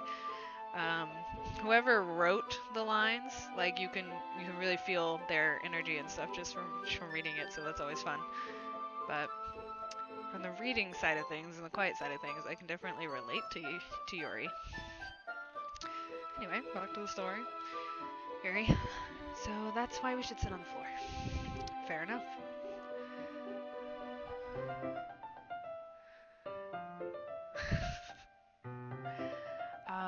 ahead and get the book. I retrieve the book from my bag. I have some chocolate as well. It's a bag of small chocolate candies that I keep hidden from Sayori's candy radar. I take it since it'll go well with the tea. Yuri and I then sit against the wall, teacups at our sides. As if in sync, we assume the same reading position as last time, each holding one half of the book. Except this time, our bodies are even closer to each other. I can't see too well. Yuri slides closer until our shoulders are touching. How am I supposed to focus reading like this? Yuri was always kind of cute, but while she's been less apprehensive, it's almost more than I can handle. Your teacup. Yuri hands me my teacup. Holding it with my hand that's not holding the book, I end up in a position that makes it even harder to focus. Because now I need to worry about making sure I don't accidentally touch her chest. Meanwhile, Yuri hasn't noticed a single thing. She wears her intense reading expression, and I can only presume the world around her has faded away. I use all of my willpower to focus on reading. After a few minutes, I finally manage to relax a little. I put the teacup between my legs and fumble with the chocolate wrapper. Sorry. I briefly let go of the book to finish opening the wrapper. You can have as much as you want. That's okay. I won't take any. You sure? Well, if I touch it, then I might get smudges on the pages. Oh, you're right. I didn't even think about that. My bad. No need to apologize. I'll hold the book, okay? Are you sure? Of course. Intense reading expressions. Yuri opens the book with both hands. She holds it so I don't have any harder time reading from it. But as a result, her left arm is practically sitting on top of my leg. Well, in that case, Yuri is already totally focused on reading again. I take the chocolate candy and pop it into my mouth.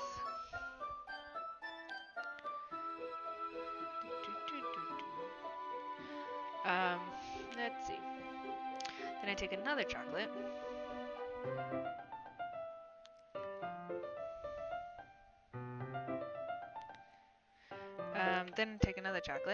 And I hold it up to Yuri. She doesn't even look away from the book. She simply parts her lips as if this situation was completely natural.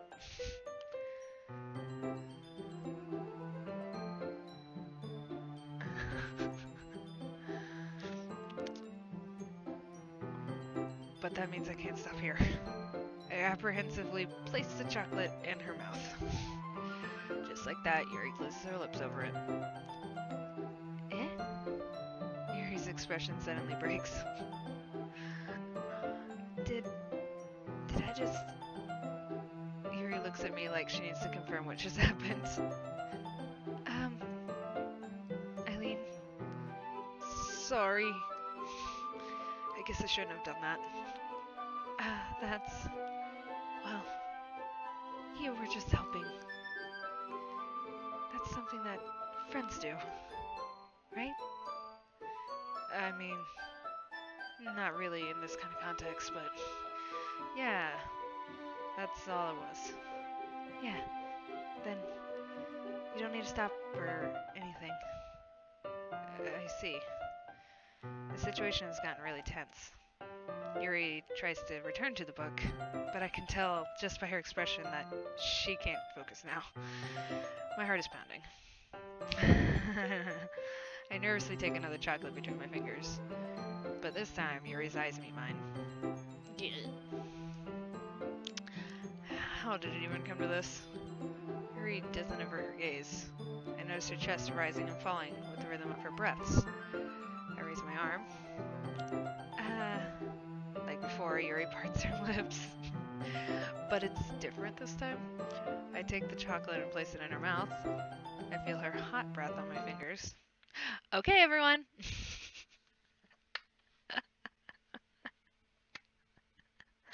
Good timing, Monica. Slow clap, slow clap. Oh, man. Okay. Whoa. Yuri jolts back. It's time to share poems.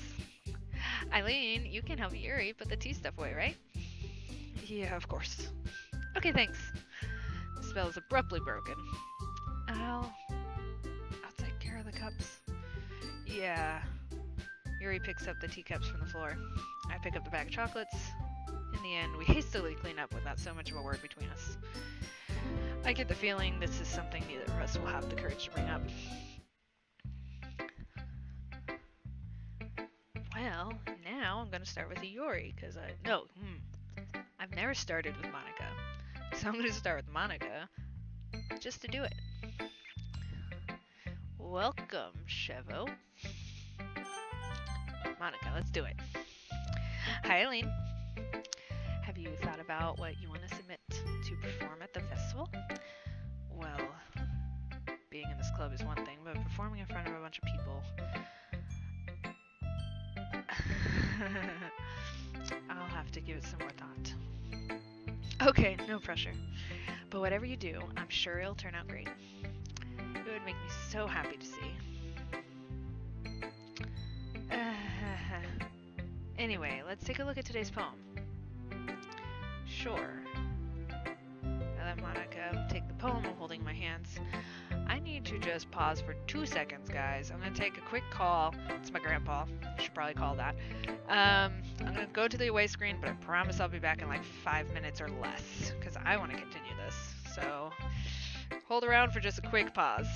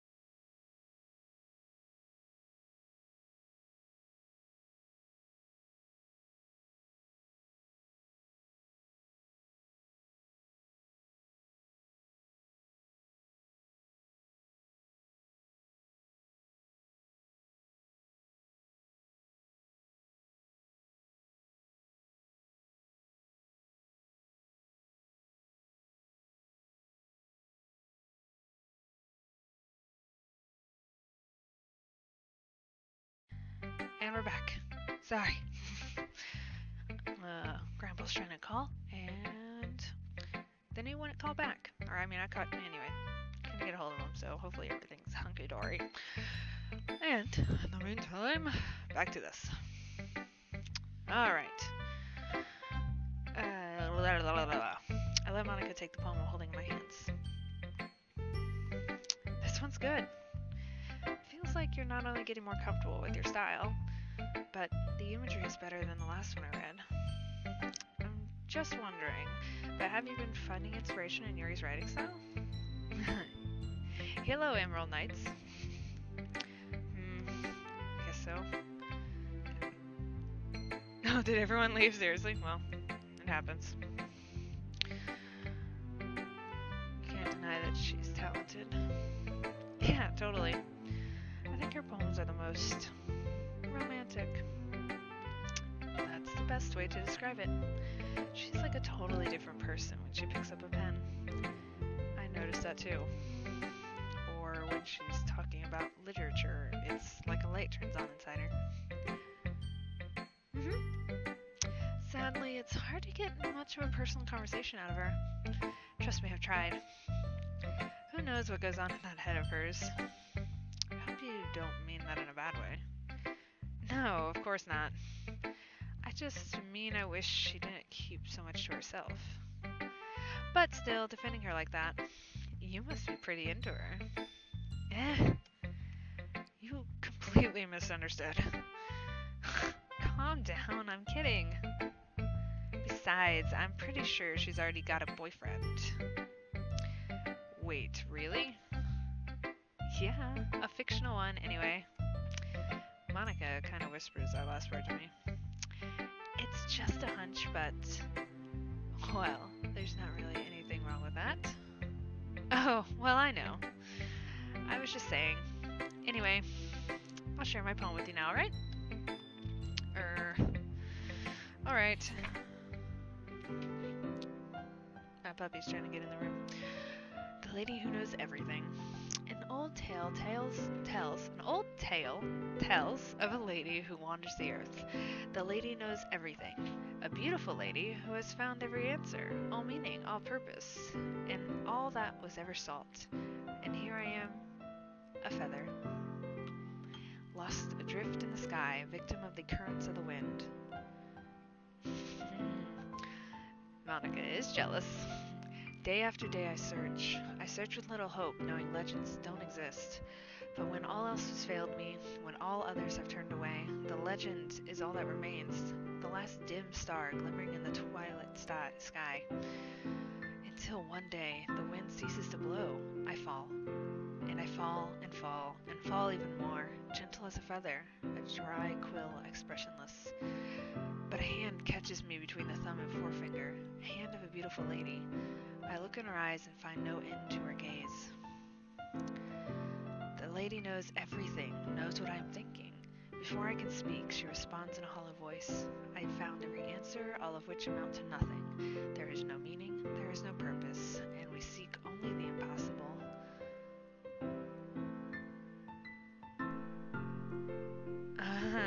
I am not your legend. Your legends don't exist. And with a breath, she blows me back afloat, and I pick up on a gust of wind. This is library. Alright. Now I feel like I need to read this poem like 6 more times. I wonder if I can... oh, I can't just save it. Gosh darn it. I could try and screenshot it. Beautiful lady, all meaning, all purpose. Huh. Interesting. Alright. I'll try to remember it. You know, I feel like learning and looking for answers are the sorts of things that give life meaning. Not to get too philosophical or anything, but it was kind of on my mind, so that's what I wrote about. I see. I never really put much thought into it. In a way, it's almost paradoxical. Because if we had all the answers, wouldn't the world start to lose its meaning? You know, there's one thing I noticed. It seems like everyone in the club prefers writing about things that are more sad than happy. Are you surprised? I mean, if everything was okay, we wouldn't really have anything to write about, would we? Humans aren't two-dimensional creatures. I think you know that better than anyone. You mean one-dimensional? Yeah, that. Anyway, here's Monica's writing tip of the day. Are you ever too shy to share your writing because you're afraid it's not that good? It can be really disheartening to get lukewarm response to something you put so much into. But if you find other people who enjoy writing, then sharing becomes a lot easier. Because instead of just telling you that your writing is good or okay or bad, they'll want to focus more on everything that went into it and the things that you can work on. It's much more encouraging that way, and it will make you want to continue improving. It's almost like having your own literature club, don't you think? That's my advice for today. Thanks for listening. Who should I show my poem to next? I'm gonna work up this way. Yes, I have a dog, and she loves to come over during the stream to get pets. She's a good puppers. Alright, Yuri. Eileen, this is wonderful. I can feel the emotion you poured into it. Is this the result of trying what I suggested yesterday? Yeah, I guess so. You did a good job of explaining. I really wanted to try giving it more feeling. Yuri visibly swallows. Even her hands appear sweaty. I'm not used to this. Alright, come here, pups. Used to what? I don't know. It's fine, take your time. Hey, welcome back, cool guy. Yuri breathes and recollects her thoughts and collects her thoughts. I know that Yuri likes to think before she speaks, so I offer the patience to her. Yeah. Just being appreciated like this, I guess. It probably sounds really stupid, but seeing someone motivated by my writing just makes me really happy. Are you saying you've never shared your writing before? Yuri nods. Really? I don't believe it. I really only write for myself, and besides, people would just laugh at me. Do you really think that? My puppy does not want to stop being petted. Again, Yuri nods. Huh. Even your close friends? For some reason, Yuri doesn't respond. Yuri? Yuri smiles sadly. Eileen, during lunchtime, I eat by myself. Did you know that? It's a great time to find a quiet spot and do some reading. In fact, I always have some books with me. You could say I really enjoy reading. Well, that's one way to put it anyway. But books are so full of amazing and inspiring people.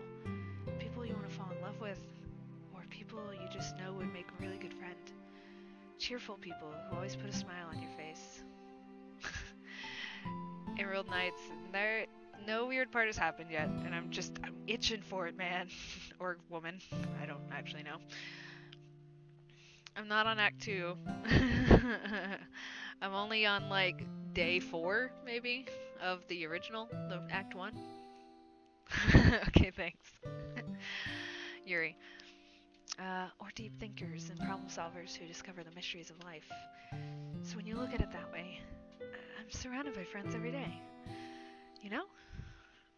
And those friends don't laugh at me. They don't tease me for spacing out all the time. They don't make fun of my body type. And they don't hate me for acting like a know-it-all.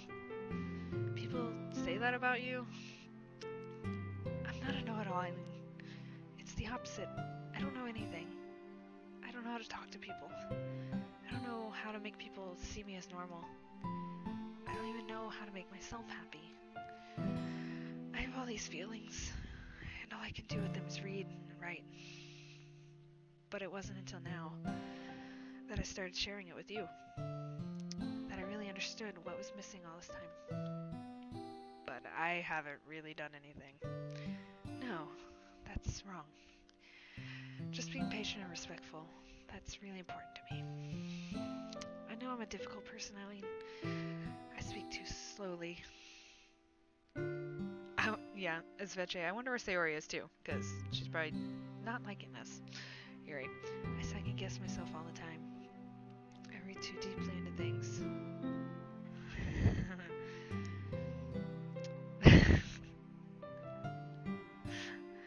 But every time, you've always treated me just like everyone else. And it's so rare that I feel comfortable with myself when I talk to others.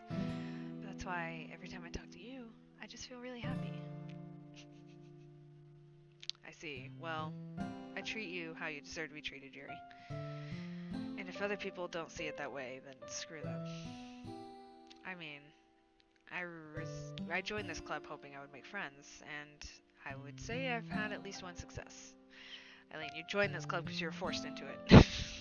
Sorry, went off script. Wouldn't you? If you put it that way, yeah.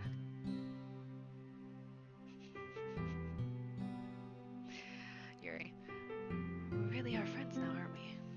Yuri puts her head in her hands. But this time, she's smiling, and as she does it, do you want to show me your poem? Yeah, I do. Let me get it for you. Alright, Yuri's poem. Beach. A marvel millions of years in the making, where the womb of Earth chaotically meets the surface, under the clear blue sky, an expanse of bliss. But beneath gray rolling clouds and endless enigma, the easiest world to get lost in is one where everything can be found. One can only build a sandcastle where sand is wet, but where sand is wet, the tide comes. Will it gently lick at your foundations until you give in? Or will a sudden wave send you crashing down in the blink of an eye? Either way, the outcome is the same, yet we still build sandcastles. I stand where the foam wraps around my ankles, where my toes squish into the sand. The salty air is therapeutic. The breeze is gentle yet powerful. I sink my toes into the ultimate boundary line, tempted by the foamy tendrils. Turn back, and I abandon my peace to a road to the shore. Drift forward, and I return to Earth forevermore. ESV. I'm aware the beach is kind of a name thing to write about, but I did my best to make a metaphorical approach to it. You say like you didn't even want to write about it. Oh, you haven't heard? After yesterday, Natsuki and I, well, it was amusing that we wrote about something similar in such different ways. So Natsuki wanted us to write about the same topics as each other again. I suppose to better compare the differences in our writing styles or thought processes. Anyway, it was her idea. Knowing her, it's no surprise she'd want to do something like that. She probably just wants to show off. It's not like I have a particular interest in her writing style. I just went with her request. But, well, I suppose it's not so bad to write about something simple on an occasion. It can be refreshing, you know? It's good for me to calm my thoughts once in a while. Yeah, I think I agree. Thanks for sharing. And Natsuki. This one's alright. Alright. Oh my god. That's okay. Well, yeah. About as good as yesterday's, anyway. I see what you're going for, but it's just not really my style. I should make a poem her style at some point just to hear what she has to say about it. I mean, that's fine. I'm mostly just glad you're trying a little bit. Well, of course I'm at least trying. Why are you so emotionally invested in my poems, anyway? Isn't that more of a compliment to me? Eh? No, gross. It's not like I care. It's just that one of us, as in the club, has to make sure you're not slacking off. Really? Well, what if you ended up just scaring me away? That's, it's not like you would actually do that. Yeah, you're right. It's kind of fun to hang out here, even if I have to put up with you. Gah! Natsuki's elbow connects with my stomach. Oof. Oh, maybe I won't mind scaring you away after all. Well, there's so much happening in the chat. I'm having a hard time keeping up. Back to the story. I was just joking. Oh, I know. Don't worry, I was too. Ah!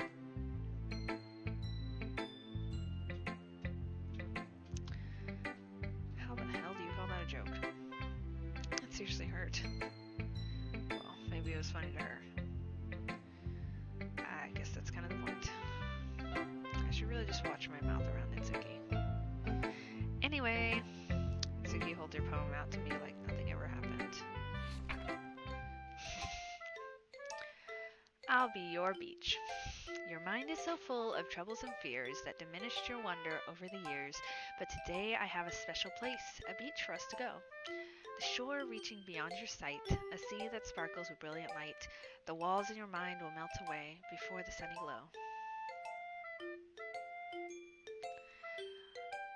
I'll be the beach that washes your worries away. I'll be the beach that you daydream about each day. I'll be the beach that makes your heart leap in a way you thought you'd left long ago. Let's bury your heavy thoughts in a pile of sand, bathe in sunbeams and hold my hand, wash your insecurities in the salty sea, and let me see you shine. Let's leave your memories in the footprint trail, set you free in my windy sail, and remember the reasons you're so wonderful when you press your lips to mine. I'll be the beach that washes your worries away. I'll be the beach that you daydream about each day. I'll be the beach that makes your heart leap in a way you thought you had left long ago. But if you let me by your side, your own beach, your own escape, you'll learn to love yourself again. Potato chip? I swear, I'm looking up some of the most random comments now.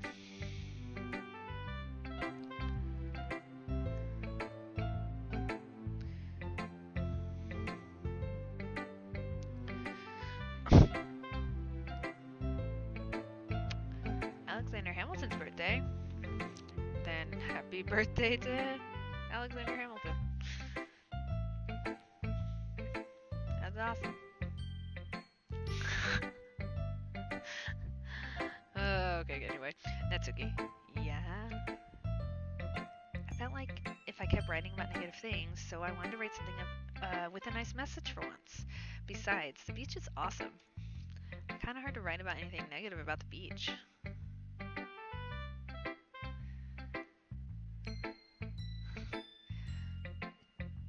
Yeah, well, Yuri's take on it was a little more solemn. Well, that's... Jeez, she's better not have said anything bad about mine. After all, she was the one who wanted us to write about the same topic. Ugh, you can really see her doing that too. Making us write about a simple topic and then trying to impress me by coming up with something all fancy. Well, it's not like I care. I just did it anyway. I mean, I guess mine ended up being kind of metaphorical too. But there's nothing wrong with doing that once in a while. At the very least, it was good practice. And Sayori! I'm concerned about her poem. Oh, look, she's smiling. ...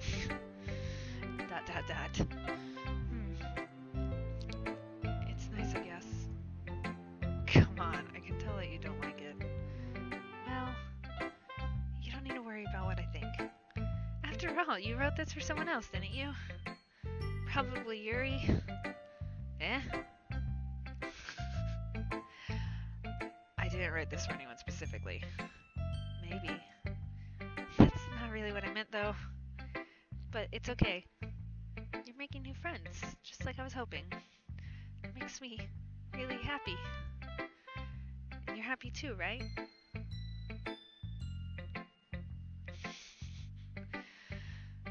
In this club? Well, of course I am. Good. That's all that matters to me. Thank you, Eileen. Sayori, is there something wrong? Huh? nothing. I'm just a little tired today. Yay. Alright. Just tell me if you need anything. I will. Don't worry about me, okay? You can go play with everyone else now. If you insist. Yay! I'm gonna go home a little bit early today. Sayori, tell Monica I wasn't feeling well, okay? I'll see you tomorrow. Before I can say anything else, Sayori cheerfully walks out of the classroom, humming to herself. I didn't get to read her poem. She must not have written one. Okay, you three. We're all done sharing poems, alright? Why don't we just start figuring out... Hold on a second.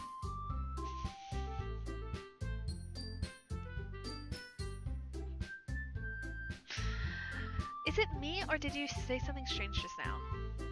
Eh? Something did sound a bit unusual. That's right. You deviated from your usual catchphrase when addressing the club. Catchphrase? I don't have a catchphrase. Jeez. Why is the mood so weird today? Look, even Yuri isn't immune to it. Stagnating hair is common foreshadowing that something terrible is about to happen.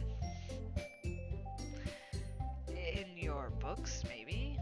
Look, the only thing different is that Sayori isn't here. Seems you're right. Sayori is always helps lighten the mood a little bit, doesn't she? It's almost like everyone's balance is thrown off when she's not around.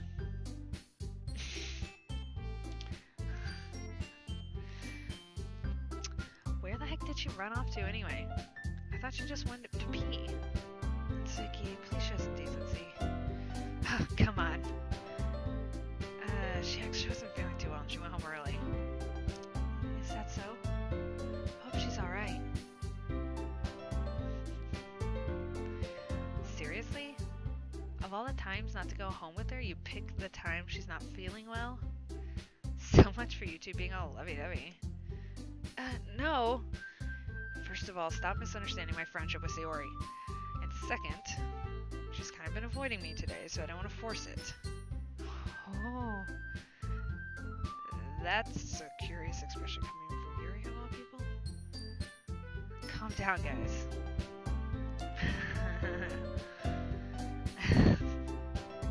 You guys. In the comments.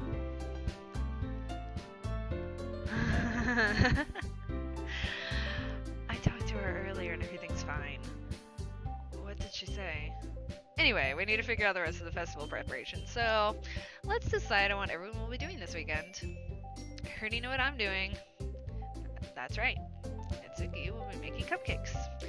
But we may need a lot of them, and different flavors. Can you handle all that by yourself, Natsuki?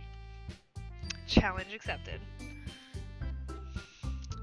As for myself, I'm going to start printing and assembling all the poetry pamphlets. Sayori will be helping me design them. And as for Yori, you guys are ridiculous. Yuri, you can, guys, can you help me come up with something for Yuri? I'm useless. No, that's not it at all. You're the most talented person here, you know? No, Natsuki's pouting too. Jeez, even I can tell now. I guess I'll never give Sayori enough credit, but I can tell things are even harder on you when she's not around. That may be the case. But if I can also be a leader on my own, then I won't grow as a person. So, Yuri, you have beautiful handwriting, you know? So you should make some banners and decorations and help set the atmosphere. Atmosphere? About that. I love atmosphere. Yuri's expression suddenly changes as she stares at her desk in focus and starts nodding to herself. Your mind is already racing, you see? That's great. You'll be a wonderful help, Yuri. But anyway, that just leaves you, Eileen. The one who's truly useless. Don't say that. In fact, both Natsuki and Yuri have pretty heavy tasks to handle. You'll probably go a long way to give one of them a hand. You could always help me out as well. I would really appreciate that. If Monica's suggesting I spend the weekend with one of my club members, how on earth are they gonna respond to a suggestion like that? I suppose I wouldn't mind a bit of help. Well, even if you don't know how to bake, there's always some dirty work I could give to you. It's not like Monica is gonna give me a choice, and you shouldn't be sitting on your butt anyway. Natsuki tries to mumble a bunch of excuses like that. If I recall, Natsuki, you mentioned that you would like to handle baking on your own. Eileen may not be like to be around you if you only make him out to be a nuisance. So therefore, he may be more suited to assisting on the decorations. Hold on! I never said that! How hard could it be to make a few decorations anyway? Cool guy. Oh my gosh.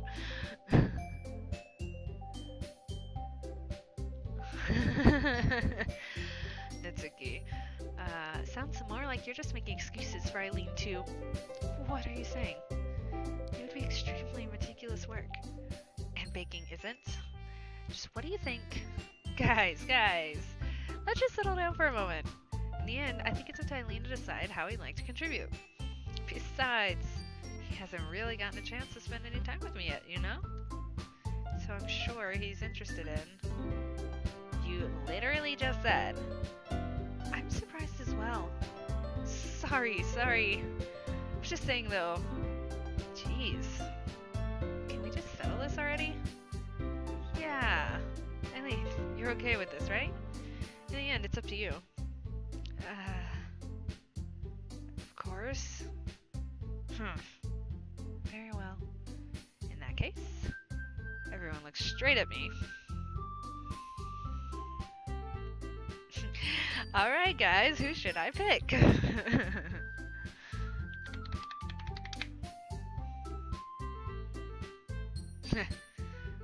Alright people of the comments section, who should I pick? We have one for Sayori. I think so too. We should go see Sayori, right? Sayori's my friend.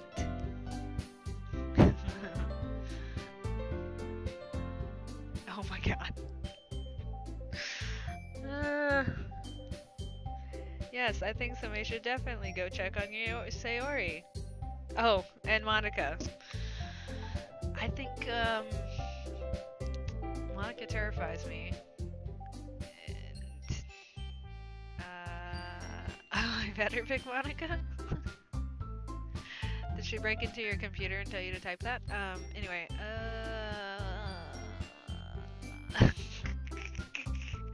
so far I have a vote for, like, everyone, except for Natsuki.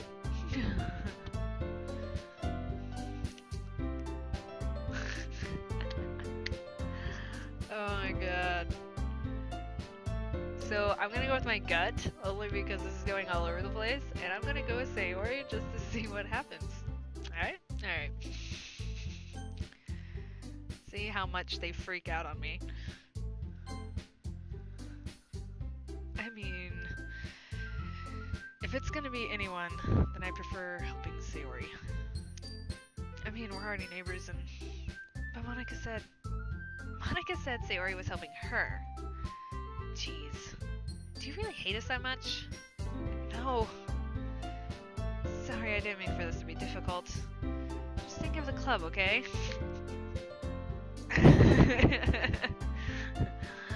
What the heck?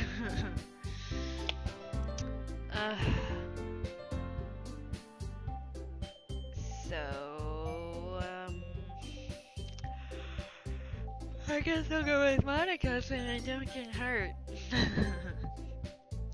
Well, I guess I should probably be helping Monica. Yay, you picked me! Hold on one second. Yeah. Monica, you're the one who needs the least help out of all of us. But I agree with Natsuki. Not only is your work already most suitable for one person, but you already have Sayori as well.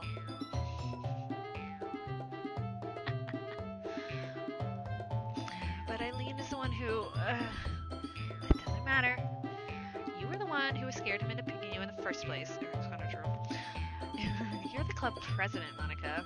You're supposed to make responsible decisions for the club. Monica, you shouldn't let ulterior motives interfere with this decision. Ulterior motives? What are you saying, Yuri? In fact, it sounds like you guys are the ones with ulterior motives. Excuse me? Otherwise, this wouldn't have been made into such a big deal in the first place. Yeah, that's completely false, Monica.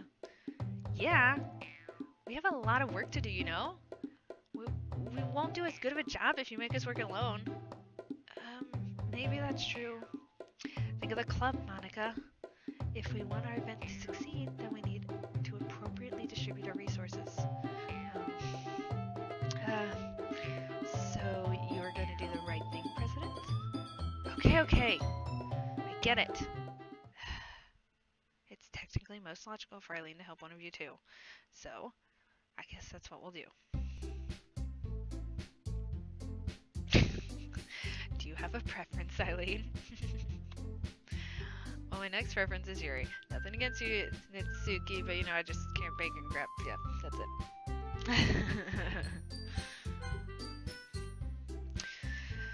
Well, I'll probably be the most useful helping out, Yuri. Me? Are you serious? Why would you... Nitsuki.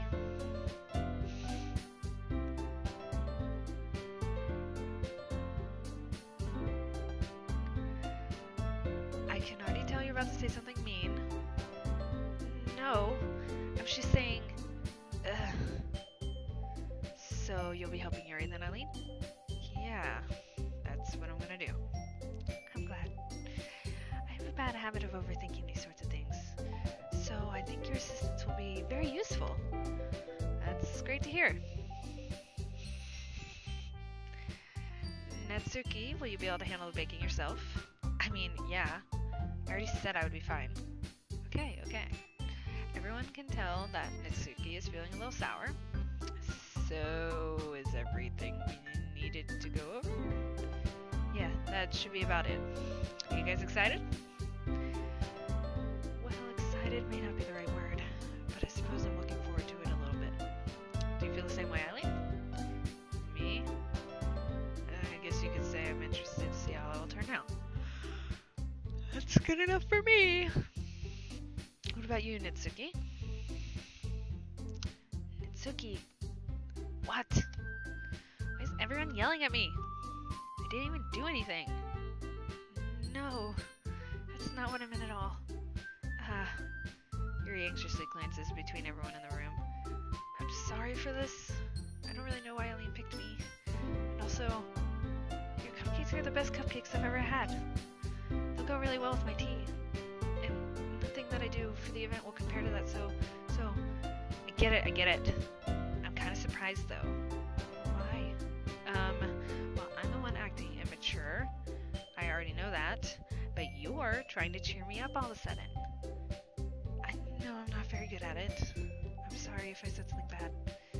Natsuki isn't the only one surprised. Monica and I are also taken aback by Yuri's words. When she already has trouble with her words, trying to cheer someone up must be far out of her comfort zone. But I begin to understand. Yuri was trying to sound like Sayori. Even if it didn't work perfectly, I can tell she tried to say something Sayori would say at a time like this. Because Sayori always helps everyone smile and feel good about themselves. No, I kind of appreciate it. I'm sorry for making a big deal out of nothing. But I'm gonna say this. You better bet that my cupcakes are going to be the best part of the whole event. I believe you. Yeah, I hope to see everyone do their best. But with that, there's nothing more for today. So I guess it's time for us to head out.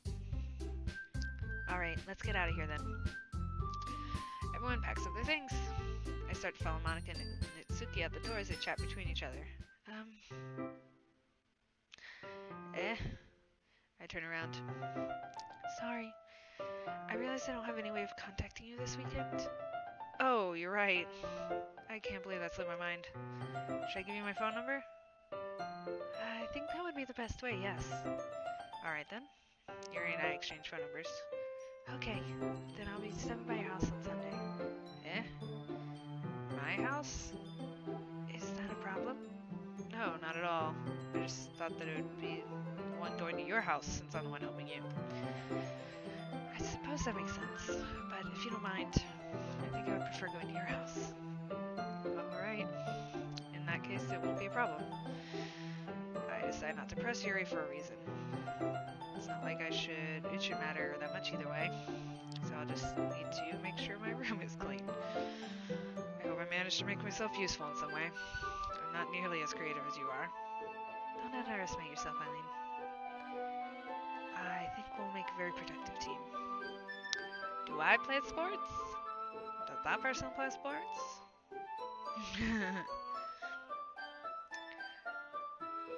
I do not play sports, if that's the question.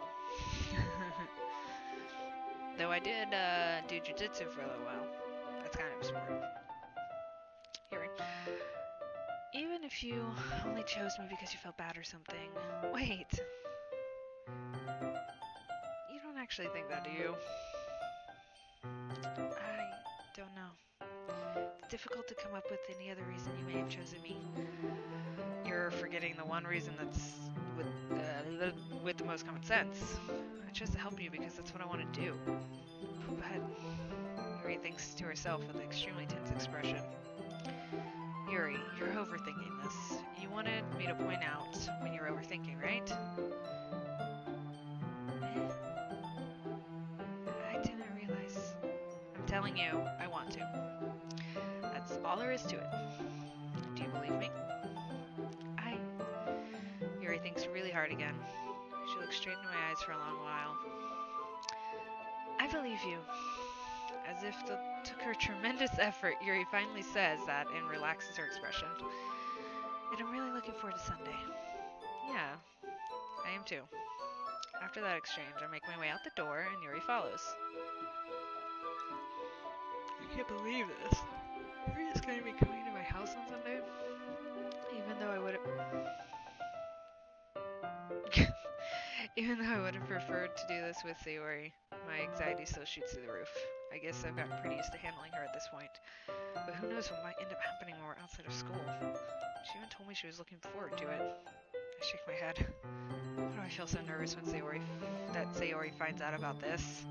It's not like we feel that way about each other. Besides, like Monica said, this is about the club.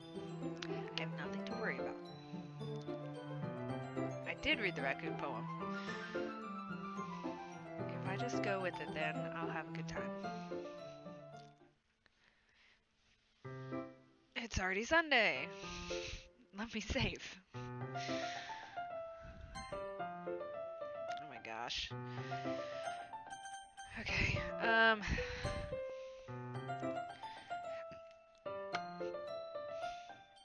you're all gonna, wanna kill me.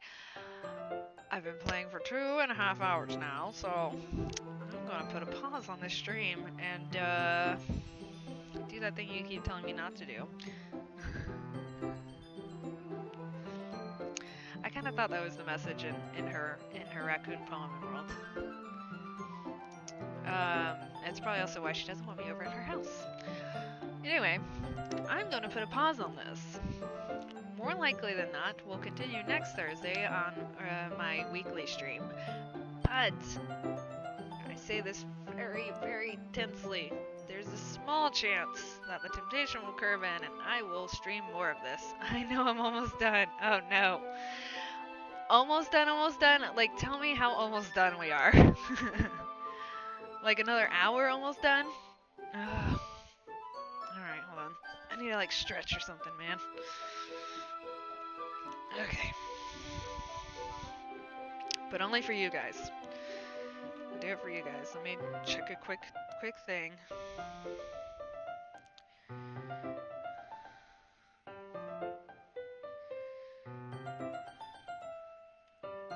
Alright.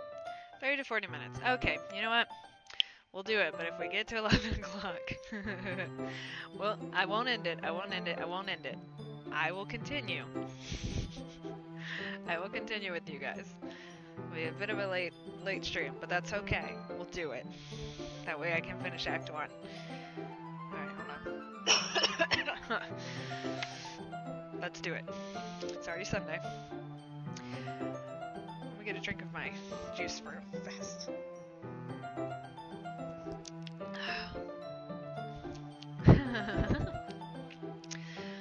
I've been getting increasingly anxious about Yuri's upcoming visit.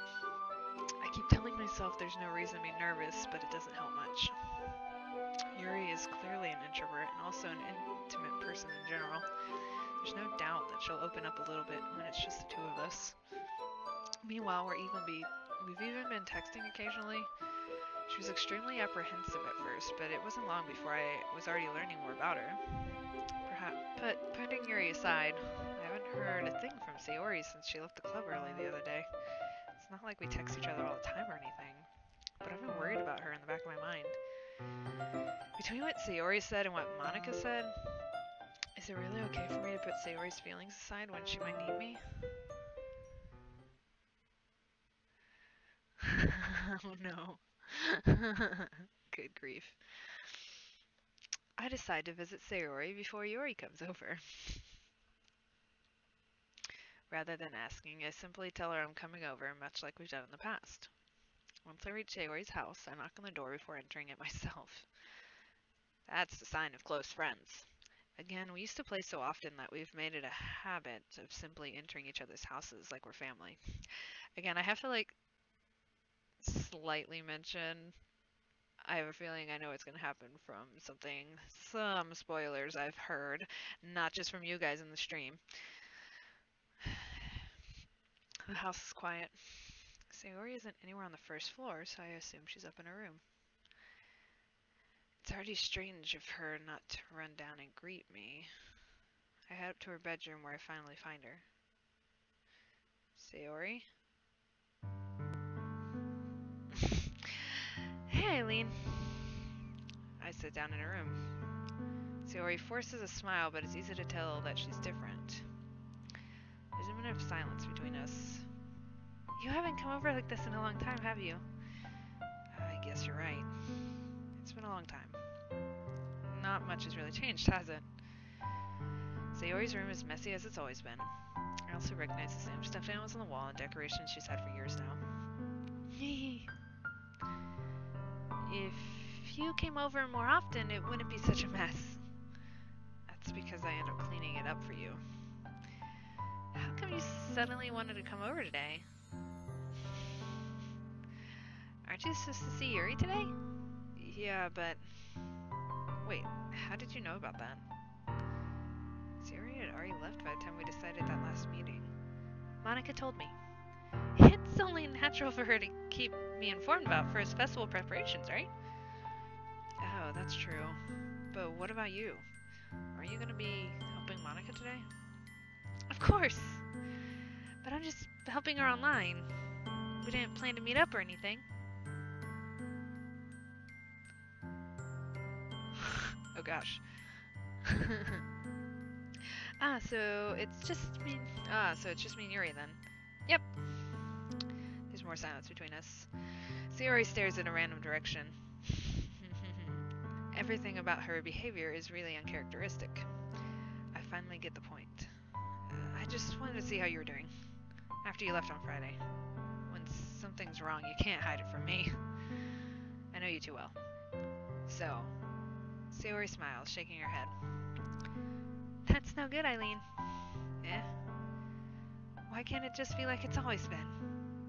This is all my fault. If I didn't get so weak and accidentally express my feelings, if I didn't make that stupid mistake, then you wouldn't have been worried about me at all. You wouldn't have to come here. You wouldn't have been thinking about me right now. But this is just my punishment, isn't it? I'm being punished for being so selfish. I think that's why the world decided to have you come over today. It just wants to torture me. Sayori. I grab Sayori by the shoulders. What on earth are you saying? Are you listening to yourself right now? I know something happened to you. There's no other explanation for you to be like this. So tell me already. Until now, I won't... Until I know, I won't be able to stop thinking about it. Sayori gives me an empty smile. I swear, if there was something on this screen... Now you have me looking. You really put me in a trap, Eileen. But you're wrong. Nothing happened to me. I've always been like this. You're just seeing it for the first time. Seeing what? What are you talking about, Sayori?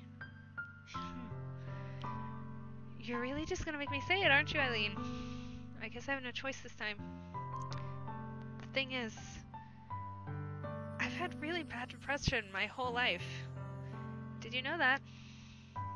Why do you think I'm late to school every day? Because most days I can't find a reason to get out of bed. What reason is there to do anything when I fully know how worthless I am? Why go to school? Why eat? Why make friends? Why make other people put their energy into caring into waste by having them spend it on me? That's what it feels like. And that's why I just want to make everyone happy. With anyone worrying about me. I'm in shock. I can't even figure out how to respond. How is it possible that Sayori kept this from me the entire time that I've known her? Did she really want so badly for me to just not think about her? Why, Sayori? Eh? Why is it that you've never told me about this? It almost feels like I've been betrayed as your close friend. Suki's gonna break me. Because I knew if I knew, I would have done everything I could to support you. Even if there's only so much that I could do, I would have tried a little bit harder to make every day a little better for you. That's why I'm your friend. All you had to do was tell me. Oh, sorry. I read that in the wrong voice. That really ruined the mood. Sorry. You don't understand at all, Eileen. Why do you think I didn't tell you? Because if I told you, then you would have to waste effort caring about me instead of doing important things. I don't want to be cared about. It's bittersweet when people try and care about me. It feels nice sometimes, but it also feels like a bat being swung against my head. That's why I want so badly to make friends with everyone else. Helping everyone be happy together is the best thing for me. But then I discovered something else too. Seeing you make friends and get closer with everyone in the club. It feels like a spear going through my heart. So that's why I decided the world just wants to torture me. Every path leads to nothing but hurt. You're right that I don't understand. I don't understand your feelings at all, Sayori. But I don't need to understand. Whatever it takes for me to help you stop hurting, that's what I'll do. No, Eileen. There's nothing. Nothing at all. The only thing that could have helped me is if everything could be like it always was. But I was selfish. I finally showed you what a horrible person I am. I made you join the literature club because I was selfish. And I was punished by my heart hurting in the way that I couldn't understand. And now you came here, and I made you hurt too. I'm just weak and selfish. That's all I am. And that's why I'm going to accept those punishments. Because I deserve every last one. Without thinking, I once again grab Sayori's shoulders. This time, I pull her into a tight embrace. Eileen. Sayori. I don't care if you feel selfish. I'm really happy that you convinced me to join the club. Seeing you every day makes it worthwhile enough. If I make friends with everyone else, that's just a bonus. But please never underestimate how much I care about you. I wouldn't have it any other way. Sayori isn't hugging me back. Despite my arms being wrapped around her, Sayori's arms remain at her sides. She starts sobbing next to my ear. No, don't do this to me.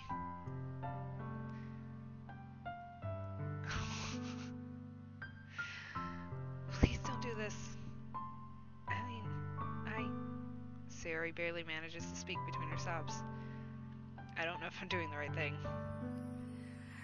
But all I want is for her to know that I care. If you have it in you to call yourself selfish, then you have to let me be selfish too. No matter what it takes, I'll figure out what needs to change. I'll make these feelings go away. And if there's anything you need me to do, then you better tell me. I'll get mad if you don't. I don't know.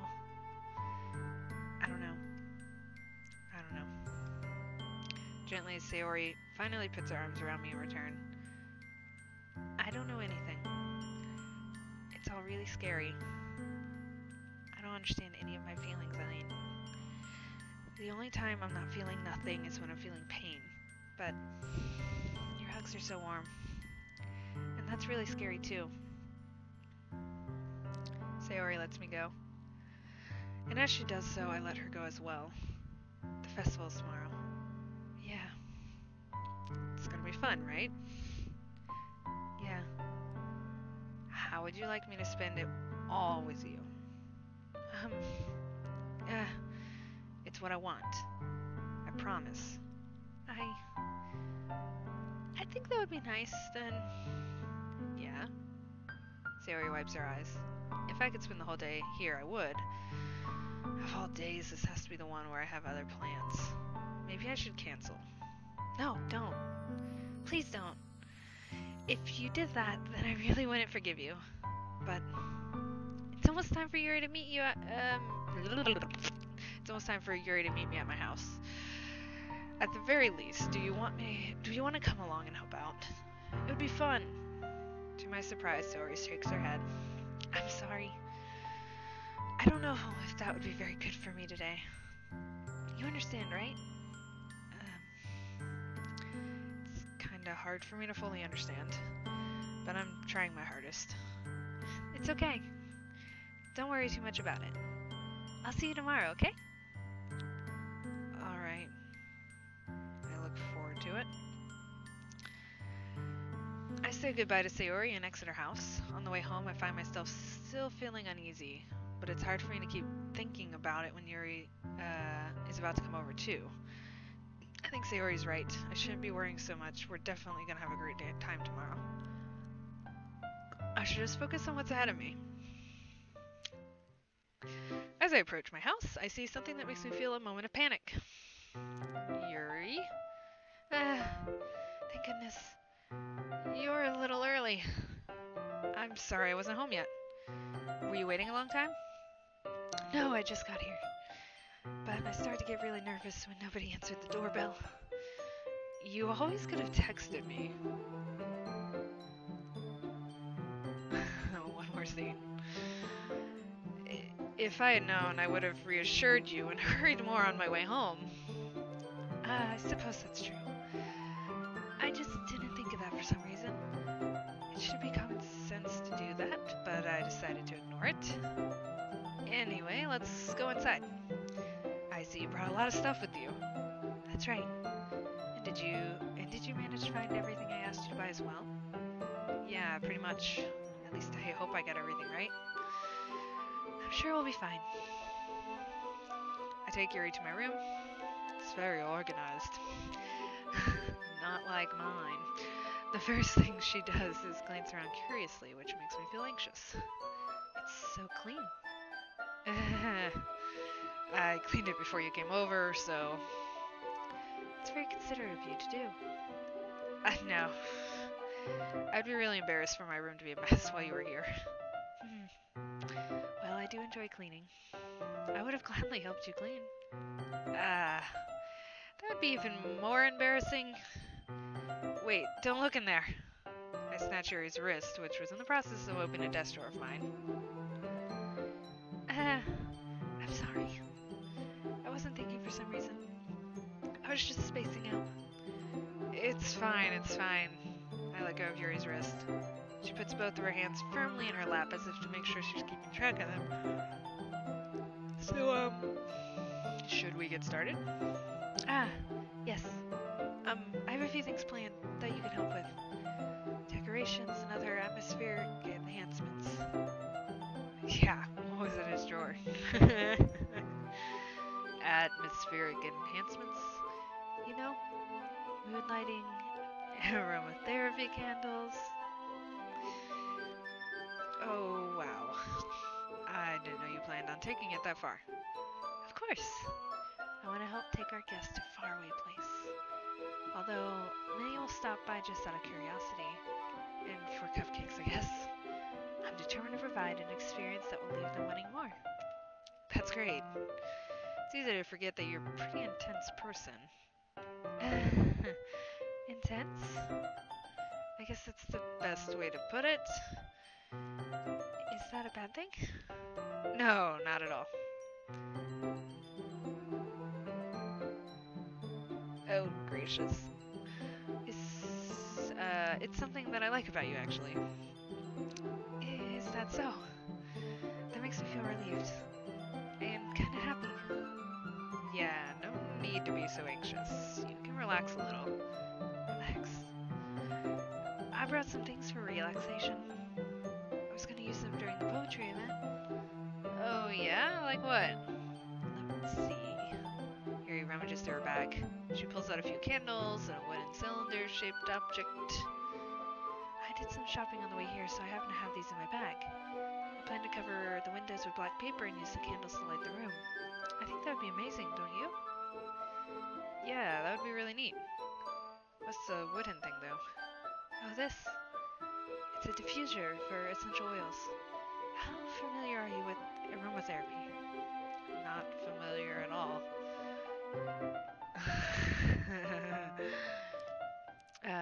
Is that so? It's one of my favorite contributors to the positive atmosphere. I've heard of aromatherapy. Depending on the oils or herbs you choose, you can change the mood in the air itself. You can even feel it permeate through your body. Relaxation, positive energy, romance, reflection. It's almost like magic. Yuri takes the cylinder and pushes the switch on the bottom. In just a moment, a thin ray of vapors begins to sprout through the small hole on the top.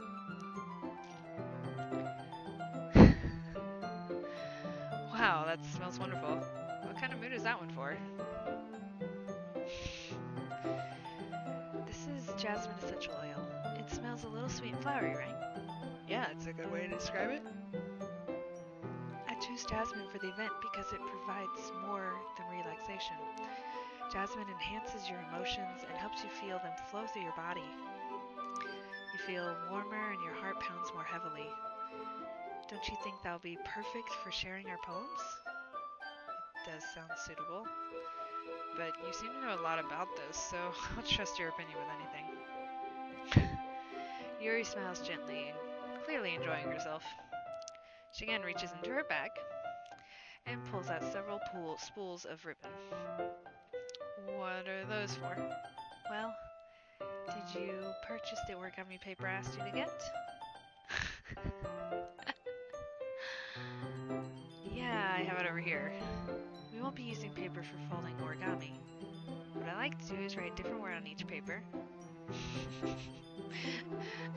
Is this a scene you're not particularly fond of at World Nights? We'll need about 100 of them. Oh yeah? What will those be used for? Well, I'm going to cut pieces of ribbon to hang in the doorway from the classroom. Then we can fasten the paper onto the ribbons and create a doorway curtain. Wouldn't that be beautiful? It would also catch the eye of those passing by the room.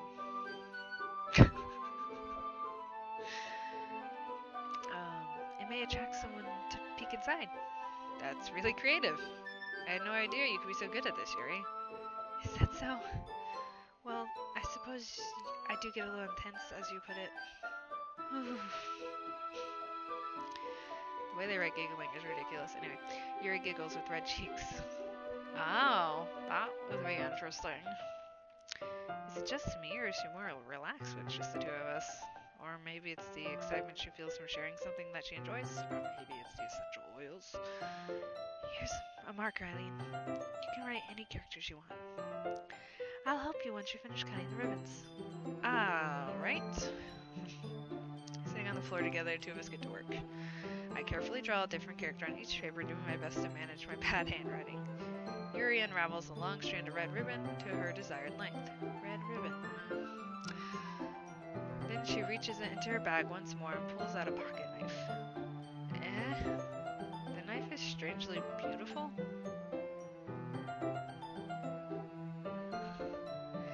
The silver handle has an intricate pattern of waves etched into it. The blade itself is gently tinted blue. That's no ordinary pocket knife.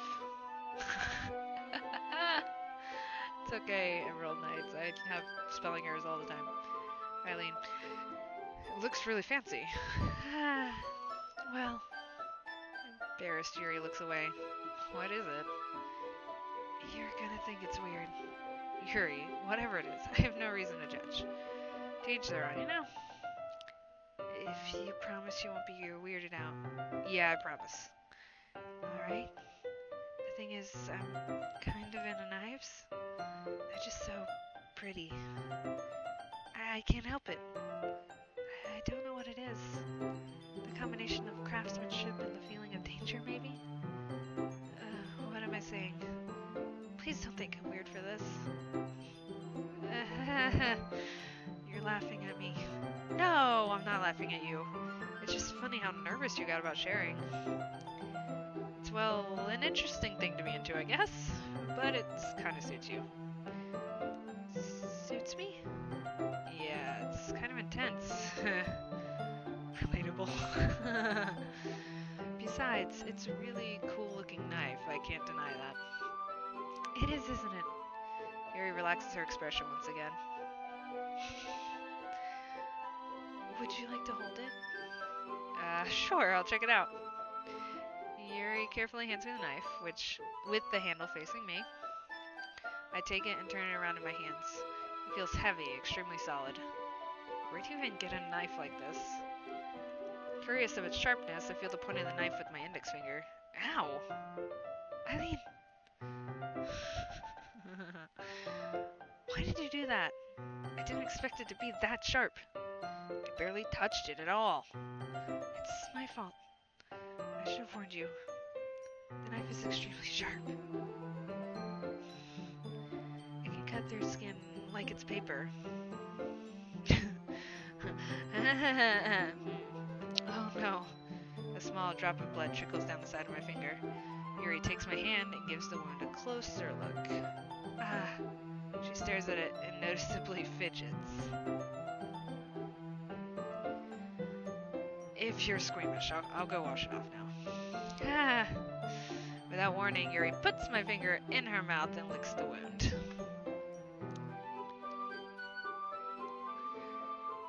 I feel her tongue curl around my finger. Startled, I instinctively pull my hand back. Oh. Please forgive me. I wasn't thinking. Yuri lowers her head, face burning up. Yuri, it's the most embarrassing thing I've ever done. How could I do something like that? I'm sorry. Sure, it was a little weird and took me by surprise. I guess she was just trying to help, right? Yuri, I think you're overreacting a little. She doesn't lift her head. What if she can't recover from this for the rest of the afternoon? Alright, you know what? This might be a stupid thing to do, but I do it anyway. I take Yuri's hand, and I lick her index finger in return. Eileen! Did you really just do that? Now we're even. Yuri just looks at me like I did something wrong. I knew that would be a bad idea. If not for the sweet aroma of jasmine oil, the air would be extremely heavy right now. You're so weird, Eileen. Yuri giggles shyly. Shabu? Yes, they are. Eh? Yuri's calling me weird? I have no response to that. Where do you keep your bandages? I don't think I need one, actually. It was a teeny cut. Look, it already stopped bleeding. I see. That's relieving. The tension is quickly lifted. We each resume our respective activities. I watch Yuri's knife cut through the ribbon like it's nothing but air. Meanwhile, I continue to make progress on the paper. We finish attaching the paper to the ribbons and we lay them all side by side. It looks better than I expected, so it'll be very effective as a door curtain. It looks great. Good thinking coming up with this, Yuri. Ah, thanks. It's just something I saw online, really. Are you ready to move on to the next task? Yeah, let's do it. What do you have in mind? I'd like to create a banner. That's why I asked you to buy the paint tablets.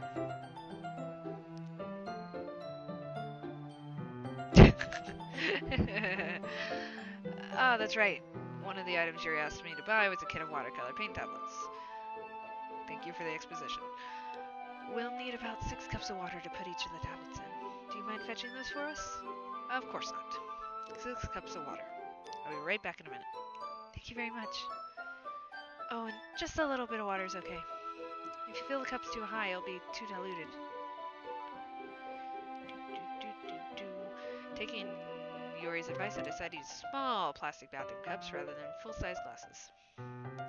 I put them on a plate to catch any paint drips and then bring it back to my room. Yuri? Yes? I know, they won't stop talking. I come in to see... Oh, jeez. I come in to see Yuri quickly unrolling her sleeve, pulling it back over her arm. Nothing. Your face is a little red. It's too hot in here or something or anything? No, not at all. There's nothing wrong, so let's mix the paint. Yuri hurriedly dismisses me and takes it upon herself to unwrap the tablets, dropping them into the cups. I just want to point out she's wearing a white sweater. Anyway. So, I thought we should do something simple that would look very nice. I'd like to paint gradient across the banner. Gradient. Super easy. Starting with colors for sunrise, then daytime, then sunset and nighttime. Once it dries, I'll write an inspirational quote across the banner. We can hang it on the wall behind the podium, and that's in front of the classroom. Ah, neat. What are you gonna write? Well, it'll be more fun to surprise you. Yuri smiles at me. If you say so. After rolling out the banner, Yuri and I kneel on opposite sides so we don't get in the way of each other. Yuri uses a brush and adds a few dots of different colors across the banner to serve as the color guide as we paint. This kind of reminds me of elementary school. Painting on a banner with watercolors feels like a lot like art class projects we had back then. It's relaxing. I'm sorry if it feels too childish. No, I didn't mean that at all. It's just kind of fun, you know? Yeah, it is fun. I'm glad you feel that way too. Yuri stops painting for a moment, thinking to herself.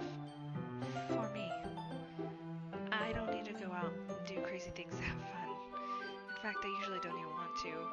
I just like when I can spend time with one other person. Even if it's something simple like reading, it doesn't even matter if we don't talk much. Just having a friend next to me makes me feel a little bit nicer. It's true. I'm curious in her color of sweater, her choice of sweater color. 'Cause it seems like a bad one. Anyway. I think that's all it takes for me to be happy. Is that so? Even if Yuri and I are quite different, I can understand where she's coming from. I feel that way about things like anime and games, where simply sharing an experience with someone can make me happy. I think I feel the same way. Yuri smiles gently. I knew you'd understand. Yuri leans over the banner to grab the unused paintbrush. But I move at the same time, causing my head to bump into hers. Yeah. Sorry. Yuri reels back and I quickly lift my hands in surprise. Are you hurt? No, I'm not hurt. It just startled me, that's all. Sorry, I should have asked you to get it for me. It's not your fault. Your face. There are droplets of paint on Yuri's face and neck. Is there something on my face? Yeah, I accidentally got paint on you. Sorry, it's totally my fault. I'll get a towel right away. I rush out and fetch a small towel, then dampen it with hot water. I return to my room and kneel back down in front of her.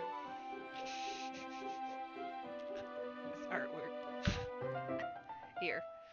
I pat down Yuri's face with neck and towel. I don't see any paint. I'm just saying there's no paint on her face. Is something wrong? It's hot. I just didn't expect it. Sorry. I didn't want to use cold water. Having finished, I start to retract my hand, but Yuri suddenly holds my wrists. Wait. Just for a little longer. It feels really nice. I keep my hand still against Yuri's neck. She looks into my eyes. It's an intense expression I recognize from when she reads her books. Almost as if she's lost in a daze, enveloped by her own thoughts. She breathes gently, half through slightly parted lips. What is happening? Is the aroma of the jasmine oil giving me this dizzy feeling? Yuri's gentle fingers wrapped around my wrists and tingling sensation through my arm. And suddenly, her face seems to be much closer to mine than it was a moment ago. Yuri slowly pulls away. Sorry. I've been feeling a little lightheaded today. I didn't mean to space out. It's fine.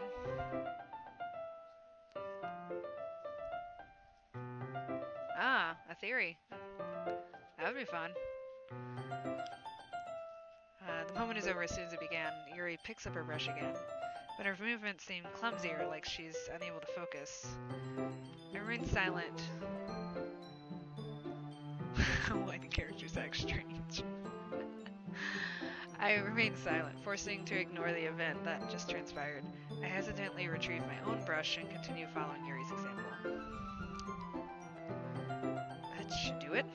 I finish filling the night sky with white dots that look like stars. Looking at the banner as a whole, it is very pretty and natural looking. I think it came out better than I expected. I'm really happy with the results. Yeah, me too. Are you gonna add the lettering now? Not yet. It needs to dry first. That's true, but won't that take a while? Well, perhaps it would be best to leave it here and then have you bring it in the morning. I can do the lettering in the classroom before an event starts. Is that okay? Yeah, that's totally fine. Wonderful. In that case, I don't think there's anything more for us to do here. Phew. You say that like you're glad it's over. Was I wrong to assume that you were at least enjoying yourself a little bit? No, it's not that. I'm just glad we managed to get everything done. I see. I am too. I was a little concerned about time. I need to start making dinner soon. Ah, so you don't have any time left. I was secretly hoping we would have extra time after finishing the work. Well, Yuri thinks to herself. I think it would be too irresponsible for me to wait much longer. I'm sorry. I was hoping that there'd be more time as well. It's probably my fault. Sorry for being such a slow worker. No, it's not your fault at all.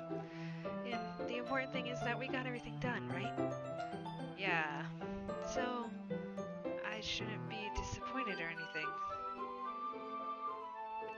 Gathering all of her things, Yuri seemed to look a little downcast. I understand why. It sounded like she rarely get the opportunity to spend time with friends in a relaxed environment.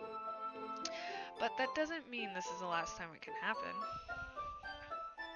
Once Yuri packs up, I walk her out the front door. Thank you very much for having me today. No problem, I'm glad to be helped. Just let me know if there's anything else you need me to bring tomorrow. I will. Well then, Yuri fidgets. I guess I'll be seeing you tomorrow. Wait, I kind of say that without thinking. About today, it's fine we didn't have as much time as we wanted, because we can do this again. Whenever you want, you can come over, or we can go out somewhere. I forget that you don't like going out much. As I stumble over my words, Yuri simply smiles bashfully. Anyway, you know what I'm trying to say, so you're very thoughtful of me. Yuri takes a step closer to me, then briefly squeezes my hand. I kind of like that about you. Well, how am I supposed to respond to that? But I don't even get a chance to, as Yuri suddenly pulls back. Whoa. Sayori. Eh? Ah. Hi, Eileen. Sayori. Just now we weren't. It's okay, Eileen. I just stopped by to say hi. Um, well, it's nice to see you. I'm sorry, but I'm already on my way to leave. Ah, really? That's too bad. I'm sorry. But we'll be together at the festival tomorrow, so... So that's fine, right? Of course. Sayori beams. Yeah, so... I'll see you tomorrow. Clearly embarrassed, Yuri hurries off. Sayori waves goodbye after her. Sayori, I thought you didn't want to come over today. Well, I tried staying in my room, but my imagination was being really mean to me. So I had to come here and see it for myself. See what? What are you talking about? You know, how much fun you were having with Yuri, and how close you got to her. It makes me really happy that you've made such good friends. It's all that matters to me. Tears start to fall down Sayori's face. That's all that matters to me.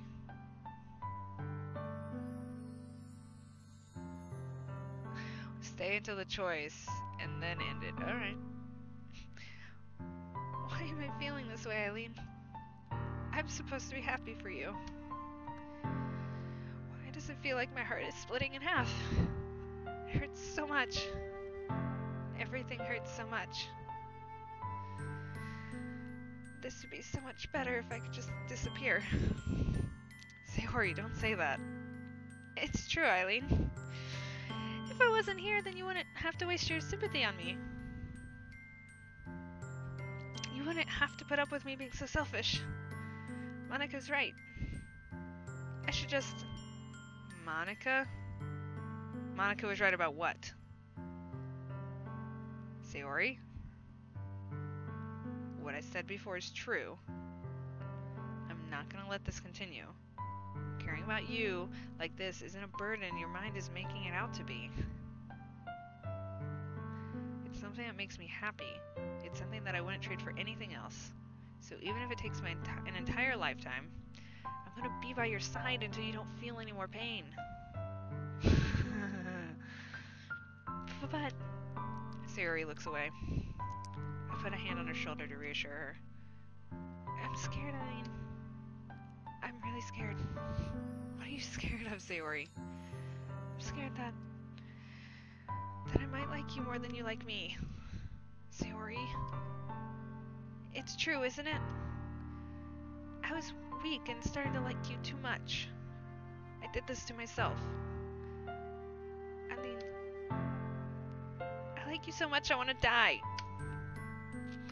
That's how I feel. And... That's enough, Sayori. I don't want you to hurt anyone. I slide my hand down Sayori's arm and squeeze her hand with my own. Do you remember how I said I'd always know what's best for you? Do you still believe me? Wordlessly, Sayori nods.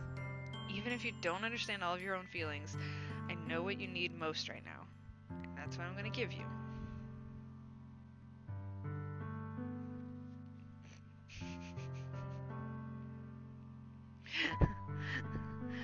I hate this.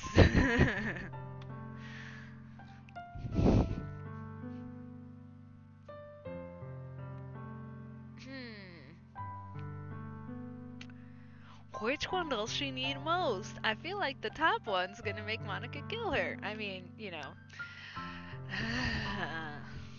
But I feel like the bottom one's not gonna help her right now. Save it. Okay. This is the decision I should save it at. Got it. Saving. Okay.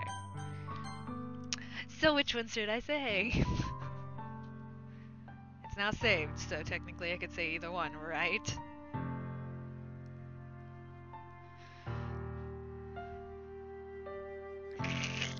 Oh my god. This is the worst.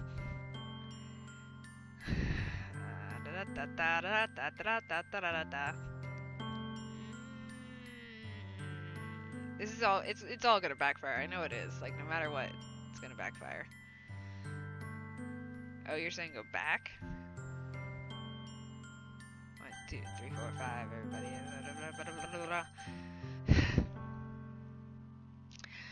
I'm going with the top one, guys. I'm going with the top one. I have to see how this turns out. Oh, your internet. Well, that's good. I'm so sorry that that disappeared. We're at the, like, worst decision in the game, I'm sure. Ah! I love you. Eh? Those are my true feelings. Oh, no! So there's no way you could like me more than I like you. I should have realized it sooner. I feel like this is not going to turn out well. But spending time with everyone at the club, making new friends, and having fun with you every day, it helped me realize you're truly the most important person to me. Definitely not Yuri. That's why I'll accept any of your burdens, as long as we can continue like this every day, with you by my side. Then I'll know we'll both be happy. Eileen. Hug! Suddenly, Sayori wraps her arms tightly around me. Eileen. Is this really okay? Yeah. Hey look, I have brown hair. I haven't even seen myself before now. I hold Sayori in my arms and pull her closer. You'll never let go of me again. Have to let go of me again. I love you, Eileen. I want to be with you forever. Me too. I feel Sayori's grip around me weaken a little bit. What is this, Sayori? I'm supposed to be happy right now. I always thought this would be the happiest moment for me. But why? Even now. Why won't the rain clouds go away? They're not going away at all, Eileen. It's okay, Sayori. It might take some time for this to get better again. But no matter how long it takes, I'll be here every step of the way. That's all that matters right now. Okay. I trust you. Sayori and I slowly release each other. So, I guess that makes the festival tomorrow our first date, huh? We're only gonna start Act 2, but I'm saving it. I'm logging off. What are you saying? I don't want to think about those things, you know? I want everything to be the same as it has always been. Even if we really are a couple, I don't know if I could handle anything more right now. It's really new and scary to me. I understand. We'll go to whatever pace suits you the best. Hey, Eileen. Sayori gazes at me once again, smiling sadly. Even if I get really, really sad, this is the best thing for me, right? I don't really understand what Sayori means by that. Are you saying this is making you feel sad, Sayori? I don't know. I don't understand what I'm feeling. It felt like a bunch of thorns when you told me you love me. But that's why I want to trust you. You know what's best for me. Yeah, I do. It's my promise. I say that, but in reality, I've never felt more uncertain when it comes to Sayori. I know I love her and she loves me, but I'm having as much trouble understanding Sayori's feelings as she is. Even though I can comfort her, I keep wondering if I should be doing something more or something different. I know these thoughts will continue to plague me until things are back the way they were. Is that what Sayori meant by not wanting anything to change? I don't know. But I know I'll give it everything I've got. Sayori is the most important person to me, and I'll do whatever it takes to have a happy future with her.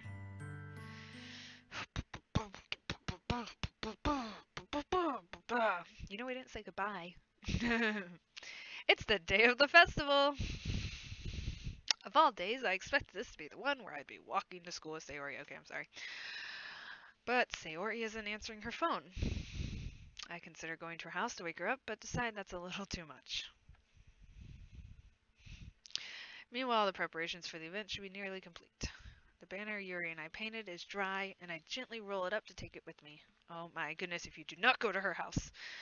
She sent me a pleasant text reminding me not to forget anything, and I reassure her. funnily enough, I probably feel the same way as Natsuki about the event. I'm more excited for it to be over so I can spend time with Sayori and Yori at the festival. But knowing Monica, I'm sure the event will be great too. Are you kidding me?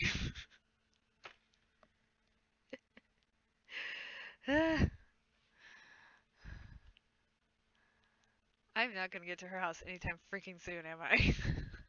What time is it? I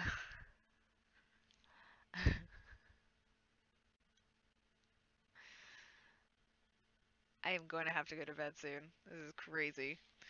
Eileen, you're the first one here. Thanks for being early.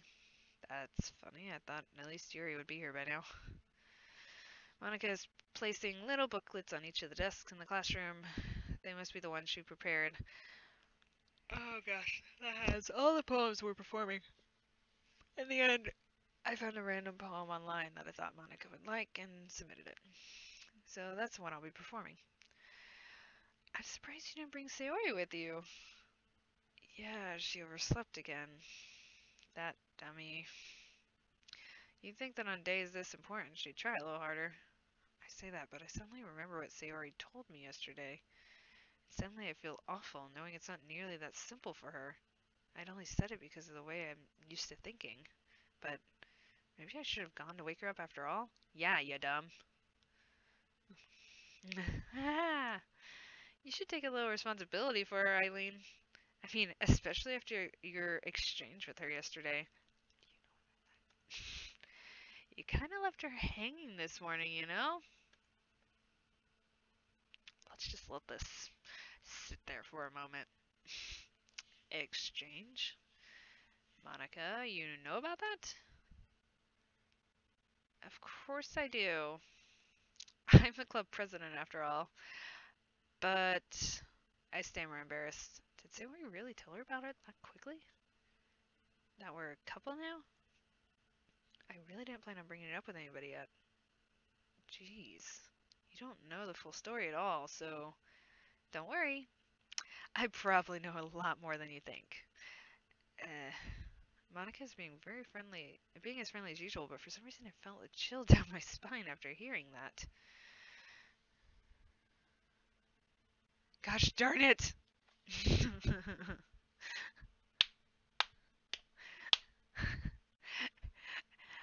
Freaking Monica showed up again in the channel chat. Gosh darn it. This happened last time. Oh, yes, I can hear you, Monica. You can tell that I'm recording. I know.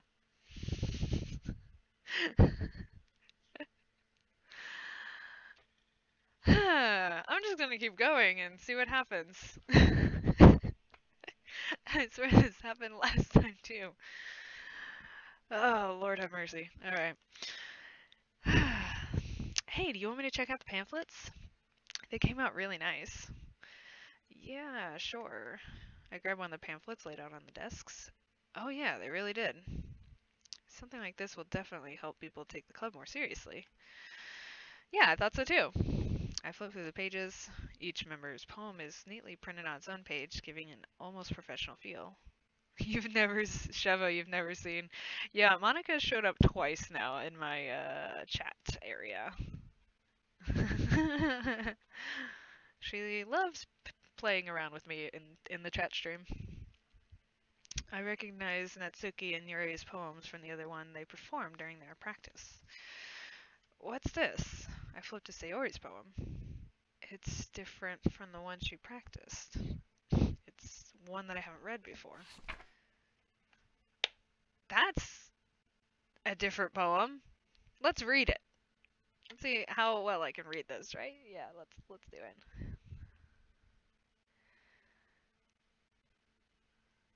it. Alright. Percentage. Get out of my head, get out of my head, get out of my head, get out of my head, get out of my head, get out of my head, get out of my head, get out of my head, get out of my head, get out of my head, get out of my head, get out of my head, get out of my head, get out of my head. But I'm only halfway through. I think there's more though. Get out of my head. I'm just, trying to give you the full feeling of the poem. Also, I scratched my eye and I have wig heads on the left of me here. I don't think you could see it in the screen, but out of the corner of my eye, I saw one of the heads and it just like scared the crap out of me. Anyway, all right, let me just skip to the end. Get out of my head before I do what I know is best for you. Get out of my head before I listen to everything she said to me. Get out of my head before I show you how much I love you. Get out of my head before I finish writing this poem. But this poem is never actually finished. It just stops moving.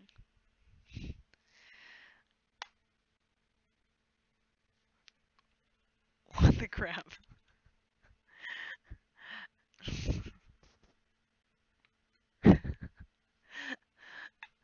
Okay, the Monica on YouTube is freaking terrifying. Oh, Lord have mercy. Okay. Monica, I'll get back to you on that. Eileen, what is this? Reading the poem, I get a pit in my stomach. Eileen? What's wrong? Nothing. This poem feels completely different from everything else Sayori's written. No duh. But more than that, I changed my mind. I'm gonna get Sayori, so... Ah, well, alright. Try not to take too long, okay?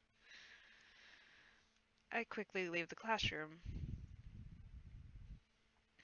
Don't strain yourself, Monica calls out after me. I quicken my pace. What was I thinking? I should have tried a little bit harder for Sayori. It's not a big deal to at least wait for her, or to wake her up. Even the simple gesture of waking her up at school makes her really happy. Besides, I told her yesterday that things will be the same as they've always have been. That's what she needs. That's all I want to give her. I reach Sayori's house, which looks like mine, and I knock at the door.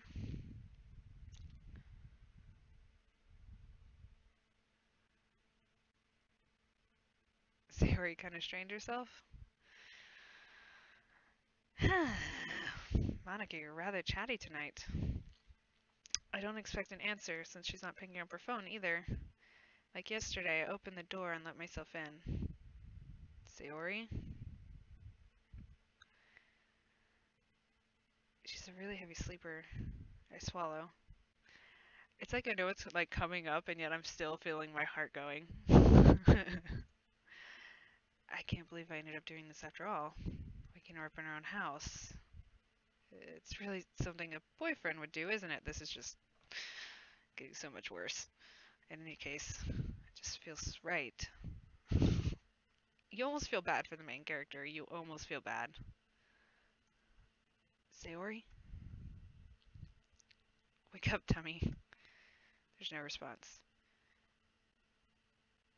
I bet Monica is happy. I really didn't want to have to enter the room like this. It's kind of a breach of privacy, but she really leaves me no choice. I gently open the door. Oh, Lord. Whoa. This is so scary.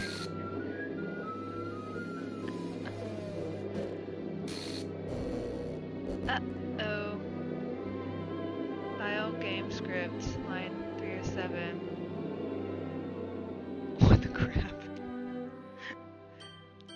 Or what the hell, either one. What the hell? Is this a nightmare? It has to be.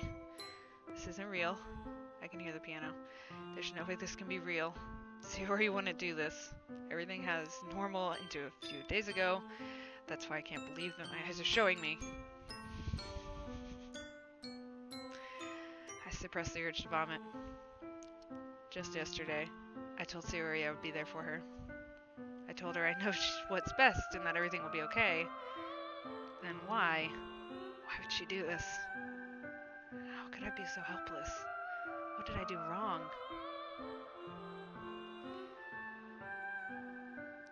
What the crap? Confessing to her. Ah! I shouldn't have confessed to her. That's not what Sayori needed at all. She even told me how painful it is for others to care about her. Monica is terrifying. Then why should I confess to her and make her feel even worse? Why was I so selfish? This is my fault. My swarming thoughts keep telling me everything I could have done to prevent this. If I just spent more time with her. Waking her up to go to school. And remained friends with her, like we'd always been. Then I could have prevented this. I know I could have prevented this. Screw the literature club. Screw the festival. I just lost my best friend. Someone I grew up with. She's gone forever now. Nothing I can bring her back. This isn't like some game where I can just reset and try something different.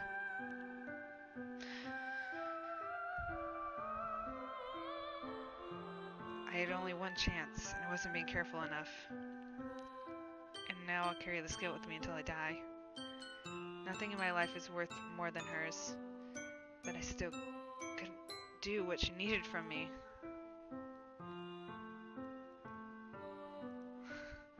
I can never take it back. Never, never, never, never, never. And this is where we're ending the stream, okay? Oh my god. Oh, cool. Great. This is great. This is awesome. I'm so glad that we have 2 Monicas now. Hi, Monica times 2. This is fantastic. I can't wait to continue this next week. Yeah, I think Monica loves popping into live streams and scaring the crap out of me. I mean, you know, asking us out and stuff. I'm sorry, it is super late. I've got a day job that I have to be at in the morning. And Monica, no more secrets. That was creepy. Anyway. Well, this is just fantastic, you know? A lot of fun, easy peasy times. I'm gonna go watch, like... Can I get a RIP in the chat? Oh, man. I'm gonna, like, go watch some, like, SpongeBob or something to melt my brain before I go to sleep. In the meantime, I will continue this, because I know it's just gonna get crazier. So I'll do it next week, Thursday, at 8 o'clock-ish Eastern time, so whatever time that is for you. Catch me again on the stream. You can check out my Instagram or Facebook, OneBizarreMe cosplay, for any other updates, because I do other stuff than play games, although playing games is fun. And until then, I told you I needed tea. You're right, I'm probably going to make tea as well. So, until next week, I hope to see you all back. It's been fun. It really has been. So, we'll continue playing this. We'll see where it goes. I hear there's a lot of fun things I'm going to have to do, so you can all help me through it. In the meantime, see you later. Signing off, and good night.